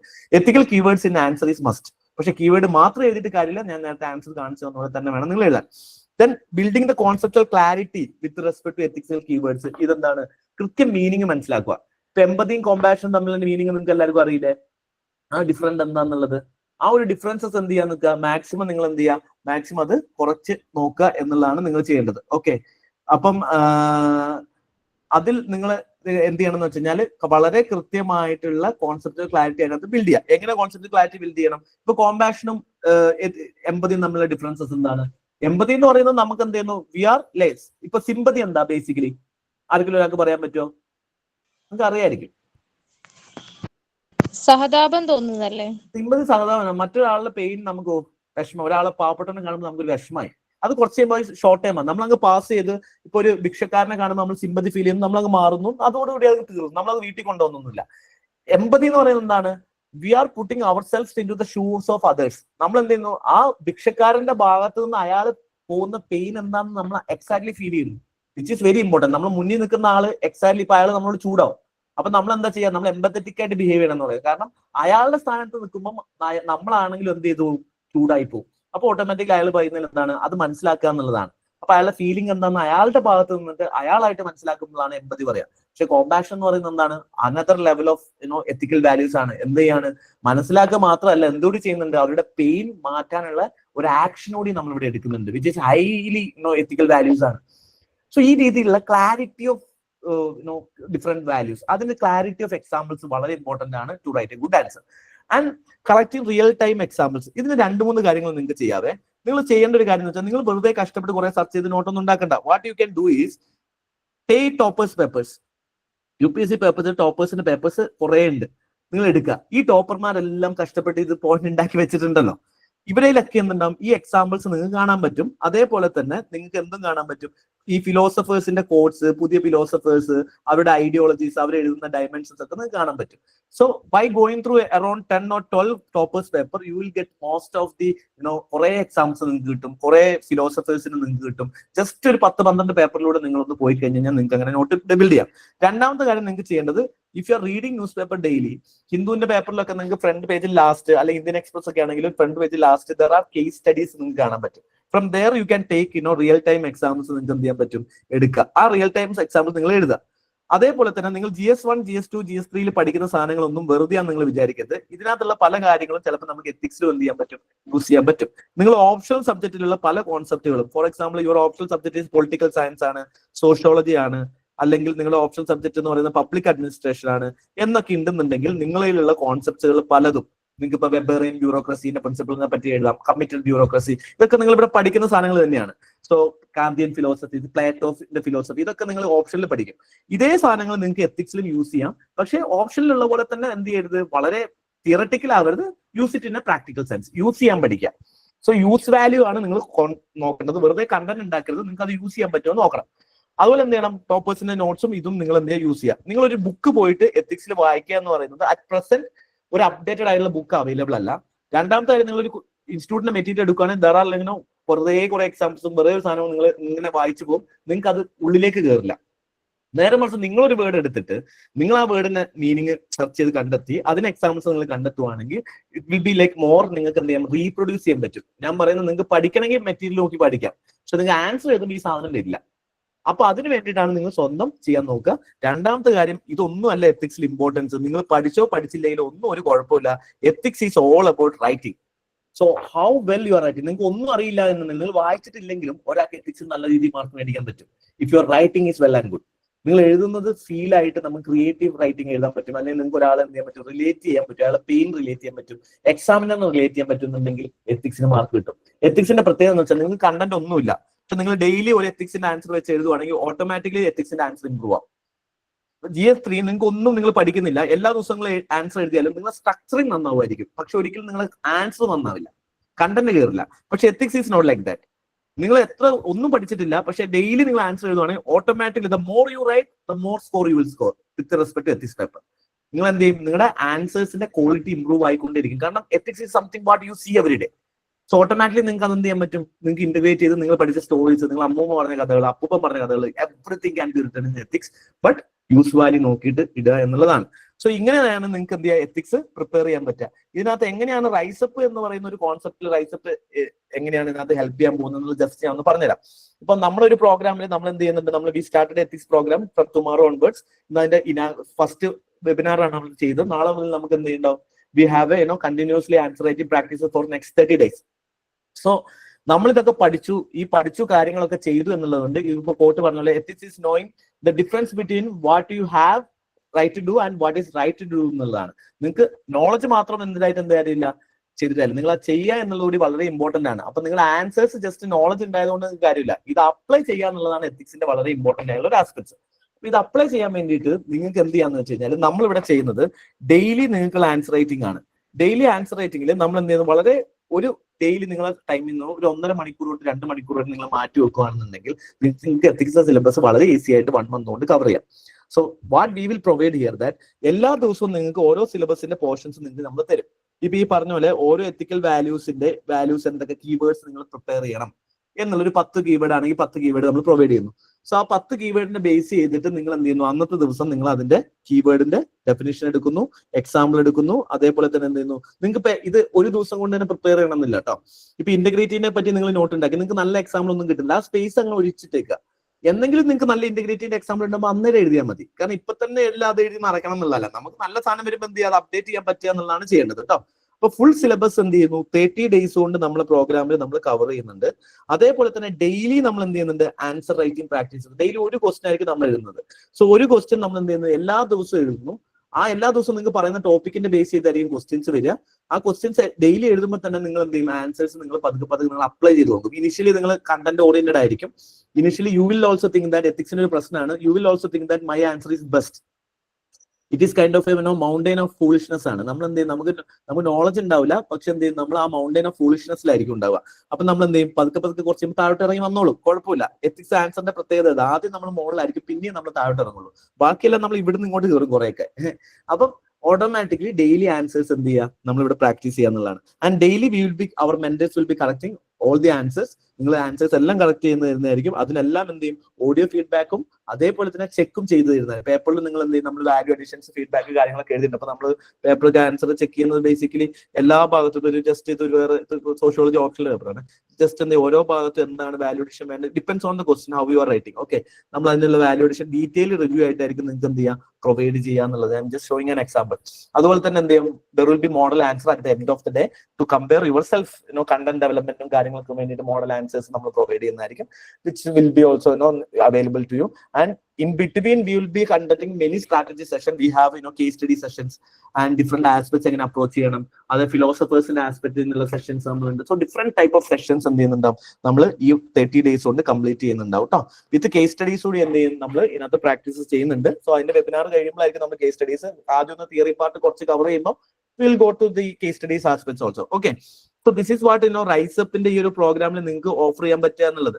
So റൈസപ്പിന്റെ പ്രോഗ്രാമിൽ ഇതിനെല്ലാം ഇത്രയും പ്രോഗ്രാമിന് വേണ്ടിയിട്ട് റൈസപ്പ് നമ്മൾ ബേസിക്കലി ചാർജ് ചെയ്യുന്നത് to make our idea is to democratize UPSC preparation everything is like, we are charging only 249 rupees for all this program for 1 month ethics, answer writing program. So ഇതിന് നിങ്ങൾക്ക് എന്ത് ചെയ്യാം, നിങ്ങൾക്ക് താല്പര്യമുള്ളവർക്ക് എന്ത് ചെയ്യാം, ജോയിൻ ചെയ്യാം. If you have time enough ആയിട്ട് നിങ്ങൾക്ക് സമയമുണ്ട്, ഒരു 1.5 മണിക്കൂർ നിങ്ങൾക്ക് സ്പെൻഡ് ചെയ്യാൻ സമയം ഉണ്ടെന്നുണ്ടെങ്കിൽ you can join this program. Okay, അതേപോലെ തന്നെ നിങ്ങൾക്ക് എന്ത് ചെയ്യാൻ പറ്റും, ഇതിനകത്ത് നമ്മൾ ഈ പോർഷൻസ് ഒക്കെ കവർ ചെയ്ത് പോവുകയും ചെയ്യും. നിങ്ങൾക്ക് എന്തെങ്കിലും സംശയം ഇനി എത്തിക്സ് ആൻസർ റൈറ്റിംഗ് ആയിട്ട് എന്തെങ്കിലും ഉണ്ടെങ്കിൽ you can ask me right now. Sir, ഇതിന്റെ ക്ലാസ്സസ് തുടങ്ങുമെന്ന് പറഞ്ഞിട്ടുണ്ടായിരുന്നു. ക്ലാസ്സസ് നമ്മൾ അനൗൺസ് ചെയ്യും കേട്ടോ. അതിന്റെ ഡേറ്റ് മീൻസ് ഇത് പ്രോഗ്രാം സ്റ്റാർട്ട് ചെയ്ത് 1 by 1 ആയിട്ട് നമ്മൾ ചെയ്യുക ഓരോ program to be get structured ആവാൻ വേണ്ടിയിട്ട്. So will announce the date. Okay, വേറെ എന്തെങ്കിലും സംശയം ഉണ്ടോ? എത്തിക്സിന്റെ ആൻസർ റൈറ്റിങ്ങിനെ പറ്റി എന്തെങ്കിലും സംശയം ഉണ്ടോ? പ്രോഗ്രാമിനെ പറ്റി എന്തെങ്കിലും സംശയം ഉണ്ടോ? ഓക്കെ, നിങ്ങൾക്ക് മനസ്സിലായോ? സാർ, എത്തിക്സ് നോട്ട്സ് ഇല്ലാത്തവരോ? ഓക്കെ, എത്തിക്സ് നോട്ട്സ് ഇല്ലാത്തവർക്കാണ് ഞാൻ പറഞ്ഞത്. ഡെയിലി നമ്മൾ എന്ത് ചെയ്യുന്നുണ്ടാവും, ഈ സിലബസിന്റെ ഉള്ളിലുള്ള സാധനങ്ങൾ നമ്മൾ എന്താ പഠിക്കേണ്ടത് എന്നുള്ളത് നിങ്ങൾക്ക് ഡെയിലി സിലബസിൽ പറഞ്ഞു തരും. ഓരോ ദിവസവും നിങ്ങൾക്ക് എന്ത് പഠിക്കണം എന്നുള്ളത് നമ്മൾ ആദ്യം പറയും. സോ യു സ്പെൻഡ് മോർണിംഗ് തന്നെ നിങ്ങൾക്ക് ഇതിനകത്തുള്ള ഒരു ഡയറക്ഷൻ കിട്ടും. സോ നെക്സ്റ്റ് ഈ സമയത്തിൽ എവിടെയെങ്കിലും ഒരു ദിവസത്തിൽ എവിടെയെങ്കിലും നിങ്ങൾ എന്ത് ചെയ്യുക, 1 മണിക്കൂർ വെച്ചിട്ടോ അല്ലെങ്കിൽ 2 ഇങ്ങനെ ഷിഫ്റ്റ് ആക്കി 1/2 മണിക്കൂറിന് സ്ലോട്ട് ആയി വെച്ചിട്ട് whenever you get time you prepare the notes for that. ആ നോട്ട് ഉണ്ടാക്കേണ്ട ഐഡിയാസ് ആണ് ഞാൻ പറഞ്ഞിട്ടുള്ളത്. എന്ത് ചെയ്താൽ മതി, ഇപ്പൊ കീവേഡ് ആണ് വരുന്നെങ്കിൽ ജസ്റ്റ് നിങ്ങൾക്ക് ആ കീവേഡ് ഗൂഗിൾ ചെയ്താൽ തന്നെ കിട്ടും, ആ കീവേഡിന്റെ മീനിങ് എന്താണെന്ന് കിട്ടും. So collect 1 or 2 examples from out of that. അപ്പൊ എങ്ങനെ പ്രിപ്പയർ ചെയ്യണം നോട്ട് എന്നുള്ളത് നമ്മൾ പറയും. അതിനാണ് ഒരു 2 hours നിങ്ങൾ എന്ത് ചെയ്യേണ്ട, ഒരു ഡെയിലി അല്ലെ ഒരു 1.5 hours, depends on the people strength and weakness കേട്ടോ, നിങ്ങൾ ഇതിനു വേണ്ടി സ്പെൻഡ് ചെയ്യണം. അത് സ്പെൻഡ് ചെയ്ത് കഴിഞ്ഞ് കഴിഞ്ഞാൽ നിങ്ങൾക്ക് you can make the notes. നമ്മൾ നോട്ട് ഉണ്ടാക്കാൻ വേണ്ടിയിട്ടുള്ള സ്ട്രാറ്റജിയാണ് ഞാൻ പറഞ്ഞത്. ഇതുപോലെ ടോപ്പേഴ്സിന്റെ പേപ്പറിൽ നിന്ന് എടുക്കാൻ പറ്റും, ഡിഫറെന്റ് എക്സാമ്പിൾസ് നിന്ന് എടുക്കാൻ പറ്റും. പക്ഷെ ഒരു ബുക്ക് വായിക്കുന്നത് എന്തല്ല ഒരു നല്ല സൊല്യൂഷൻ അല്ല. And if you have class not already that may be sufficient. I do not know, ഓരോരുത്തരെയും ക്ലാസിന്റെ ക്വാളിറ്റി പോലെ ഇരിക്കും. So maybe നിങ്ങൾക്ക് നല്ല ക്ലാസ് കിട്ടിയിട്ടുണ്ട്. If you have an enough material, that would be sufficient. And only thing you need to do is revise the examples as per the current relevance. So that is the only thing. If you have a proper note, means പണ്ട് നിങ്ങൾ PCM ചെയ്തവരാണെന്നുണ്ടെങ്കിൽ you just have to revise the examples. That's and revision ചെയ്യാന്നുള്ളതാണ്. അപ്പോൾ join ചെയ്യാൻ താല്പര്യം ഉണ്ടെന്നുണ്ടെങ്കിൽ ആർക്കെങ്കിലും വേണമെന്നുണ്ടെങ്കിൽ നിങ്ങൾക്ക് എന്ത് ചെയ്യാം, ഈ നമ്പറിൽ കോൺടാക്ട് ചെയ്യാം. 9633. ഓക്കെ, അത് പോയോ? ഓക്കെ, നിങ്ങൾക്ക് എന്ത് ചെയ്യാം, കോണ്ടാക്ട് 9633133312. ഓക്കെ, അത് പോയി. ഓക്കെ, സിമ്പിൾ നമ്പർ അല്ലേ, ഒന്നുകൂടി എഴുതാവേ. 9633133312. കാണാതെ പഠിച്ചില്ല ഇപ്പൊ തന്നെ. Okay, so sir where to send the answers in the group. So answers എല്ലാം ഗ്രൂപ്പിൽ തന്നെ സെൻഡ് ചെയ്യുക. കാരണം എന്ന് വെച്ച് കഴിഞ്ഞാൽ ഒരുപാട് പേര് നമുക്കുള്ളത് കൊണ്ട് നിങ്ങളെ ആൻസേഴ്സ് ഗ്രൂപ്പിൽ തന്നെ ഇടുക. ഗ്രൂപ്പിൽ നിന്ന് തന്നെ മെന്റേഴ്സ് അവിടെ നിന്ന് തന്നെ റിവ്യൂ തരുന്നതായിരിക്കും, നിങ്ങൾ ആഡ് ചെയ്ത ഗ്രൂപ്പിൽ തന്നെ. ഇനി എന്ത് ചെയ്യുന്ന വെച്ച് കഴിഞ്ഞാൽ ആ ഗ്രൂപ്പിൽ നിന്ന് തന്നെ നിങ്ങൾക്ക് അതിൽ നിന്ന് നമ്മൾ ബെസ്റ്റ് നല്ല മോഡൽസ് എന്തെങ്കിലും കിട്ടുവാണെങ്കിൽ will also share those things. Okay, and you can also read others answer. നിങ്ങൾ അതിനകത്ത് മടിയൊന്നും വിചാരിക്കരുത്, നിങ്ങൾ ആൻസേഴ്സ് മോശമാണ്. എല്ലാവരുടെ ആൻസേഴ്സ് മോശം തന്നെയായിരിക്കും usually. And we learn like that. നമ്മൾ സ്റ്റാർട്ട് ചെയ്താൽ മാത്രമേ നമ്മൾ ലേൺ ചെയ്യുള്ളൂ, നമ്മൾ അങ്ങനെ തന്നെയാണ് ചെയ്യേണ്ടത്. അപ്പം ഇറ്റ്സ് ഓക്കെ, അങ്ങനെ ചെയ്യണം. എത്തിക്സിന് ഒരു സ്റ്റാർട്ടർ എങ്ങനെ സ്റ്റാർട്ട് ചെയ്യണം, സ്റ്റാർട്ടറിന് ഈ പ്രോഗ്രാം ചെയ്യാൻ പറ്റും. കാരണം here we R starting from the scratch. പിന്നെ അത് പലർക്കും നോട്ട്സ് ഒന്നും ഉണ്ടാവില്ല. അപ്പം ഇതിനകത്ത് GS1-ന്റെയോ GS2-ന്റെയോ NCERT-ന്റെ ബേസ് ഒന്നും നമുക്ക് ആവശ്യമില്ല. So even a beginner, completely beginner can also join this program because they can also by search ചെയ്ത് നമ്മൾ ഇതെന്താണ് എത്തിക്സ് ഒരു വൺ സൈസ് അപ്രോച്ച് ഫിറ്റ് അല്ല. ഇപ്പൊ ഓരോരുത്തരുടെ എത്തിക്കൽ പെർസ്പെക്റ്റീവ് ഡിഫറെന്റ് ആയ പോലെ തന്നെ നിങ്ങൾ എല്ലാവരും എഴുതുന്ന ആൻസർ ഡിഫറെന്റ് ആയിരിക്കും. ഇപ്പൊ GS1-ന്റെ ഞാനിപ്പോ എന്നോട് ചോദിക്കുകയാണ്, for example how Gandhi influenced Indian national movement എന്ന് ചോദിക്കുമ്പോൾ most of our points will be similar അല്ലെ. അതിനകത്ത് റെലവെന്റ് ആയ പോയിന്റ് എങ്ങനെ എഴുതുന്നു എന്നുള്ളതും അതിന്റെ സ്ട്രക്ചറിലൊക്കെ മാർക്ക് ഡിഫറെന്റ് ആവുന്നതാണ്. Content mostly same. But with respect ethics, ethical values, ഞാൻ എങ്ങനെ ഫാമിലിന്റെ വാല്യൂസ് എഴുതുന്നു എന്നുള്ളതും നിങ്ങൾ എങ്ങനെ എഴുതുന്നു എന്നുള്ളതും will be different. For each person, the examples will be different. How you portray the points will be different. So this answer may be kind of a unique answer compared to GS1 and GS2, GS3. So it's പുതിയൊരു ഫ്രഷറിനെ സംബന്ധിച്ചോളം നിങ്ങൾക്ക് എന്ത് ചെയ്യാൻ പറ്റും, നിങ്ങൾക്ക് നല്ല answers എഴുതാം. And ഫ്രഷറിനെ സംബന്ധിച്ചോളം ഏറ്റവും വലിയ ഗുണം എന്താണെന്ന് വെച്ച് കഴിഞ്ഞാൽ your mind is not prejudiced ആയിട്ടുള്ള ഒരാളല്ല. ഓപ്പൺ ആയിട്ട് നിങ്ങൾക്ക് എന്ത് ചെയ്യാം, എന്തും എഴുതാന്നുള്ളതാണ്. Which is actually good. Originality writing will always promoted in ethics and essay. Okay, so ഗ്രൂപ്പിൽ തന്നെ ആൻസർ ഇടുക. നോട്ട്സ് ഇല്ലാത്തവരും okay, I address that. Any other question? എന്തെങ്കിലും നിങ്ങൾക്ക് സെഷന് മനസ്സിലായോ, ബെനിഫിഷ്യൽ ആയിരുന്നോ? Yes sir. Okay okay. share the words with your friends also. Rise Up is a new initiative basically. It's being like just around 1 month we start. We already started a mentorship program and it's going well and good. And we had an essay program for UPSC mains, and we have many mains writing aspirants for our essay program. And this is our third program with respect to ethics. So Rise Up is a group of mentorship mentors in the group basically. It's not a completely an IAS academy. We don't want it to say like that, or we wanted to say that it's a community built based on trust and mentorship, and people, students related, approachable. It's kind of you can say that it's a community. So if possible, if you find beneficial out of this session, if you find something, 1 or 2 additional insights into the sessions, spread the word. It will be helpful for us also. So you guys are our brand ambassadors basically. Okay. So session okay. So anyway, from tomorrow onwards, we are starting our program. So morning there will be syllabus briefing. Tomorrow we'll start by 8:30. Okay. Then evening there will be question, and evening there will evening questions. We will be giving feedback. Feedback in a summer, our mentors are working 24/7 basically. Already mentorship group answer evaluation may be coming at 3 o'clock, 4 o'clock in the morning, 3 o'clock in the morning. So by next day you will be getting feedback. But that for sure. So we are doing answer writing program continuously in UPSC Kerala group for last 20-25 days. So every day, like, we used to give feedback without any fail. Basically, so you will get the feedback for must. So and we are happy that we are able to engage with you guys. Support. We thank you for that. Okay. So thank you so much. Doubt we'll wind up. Okay.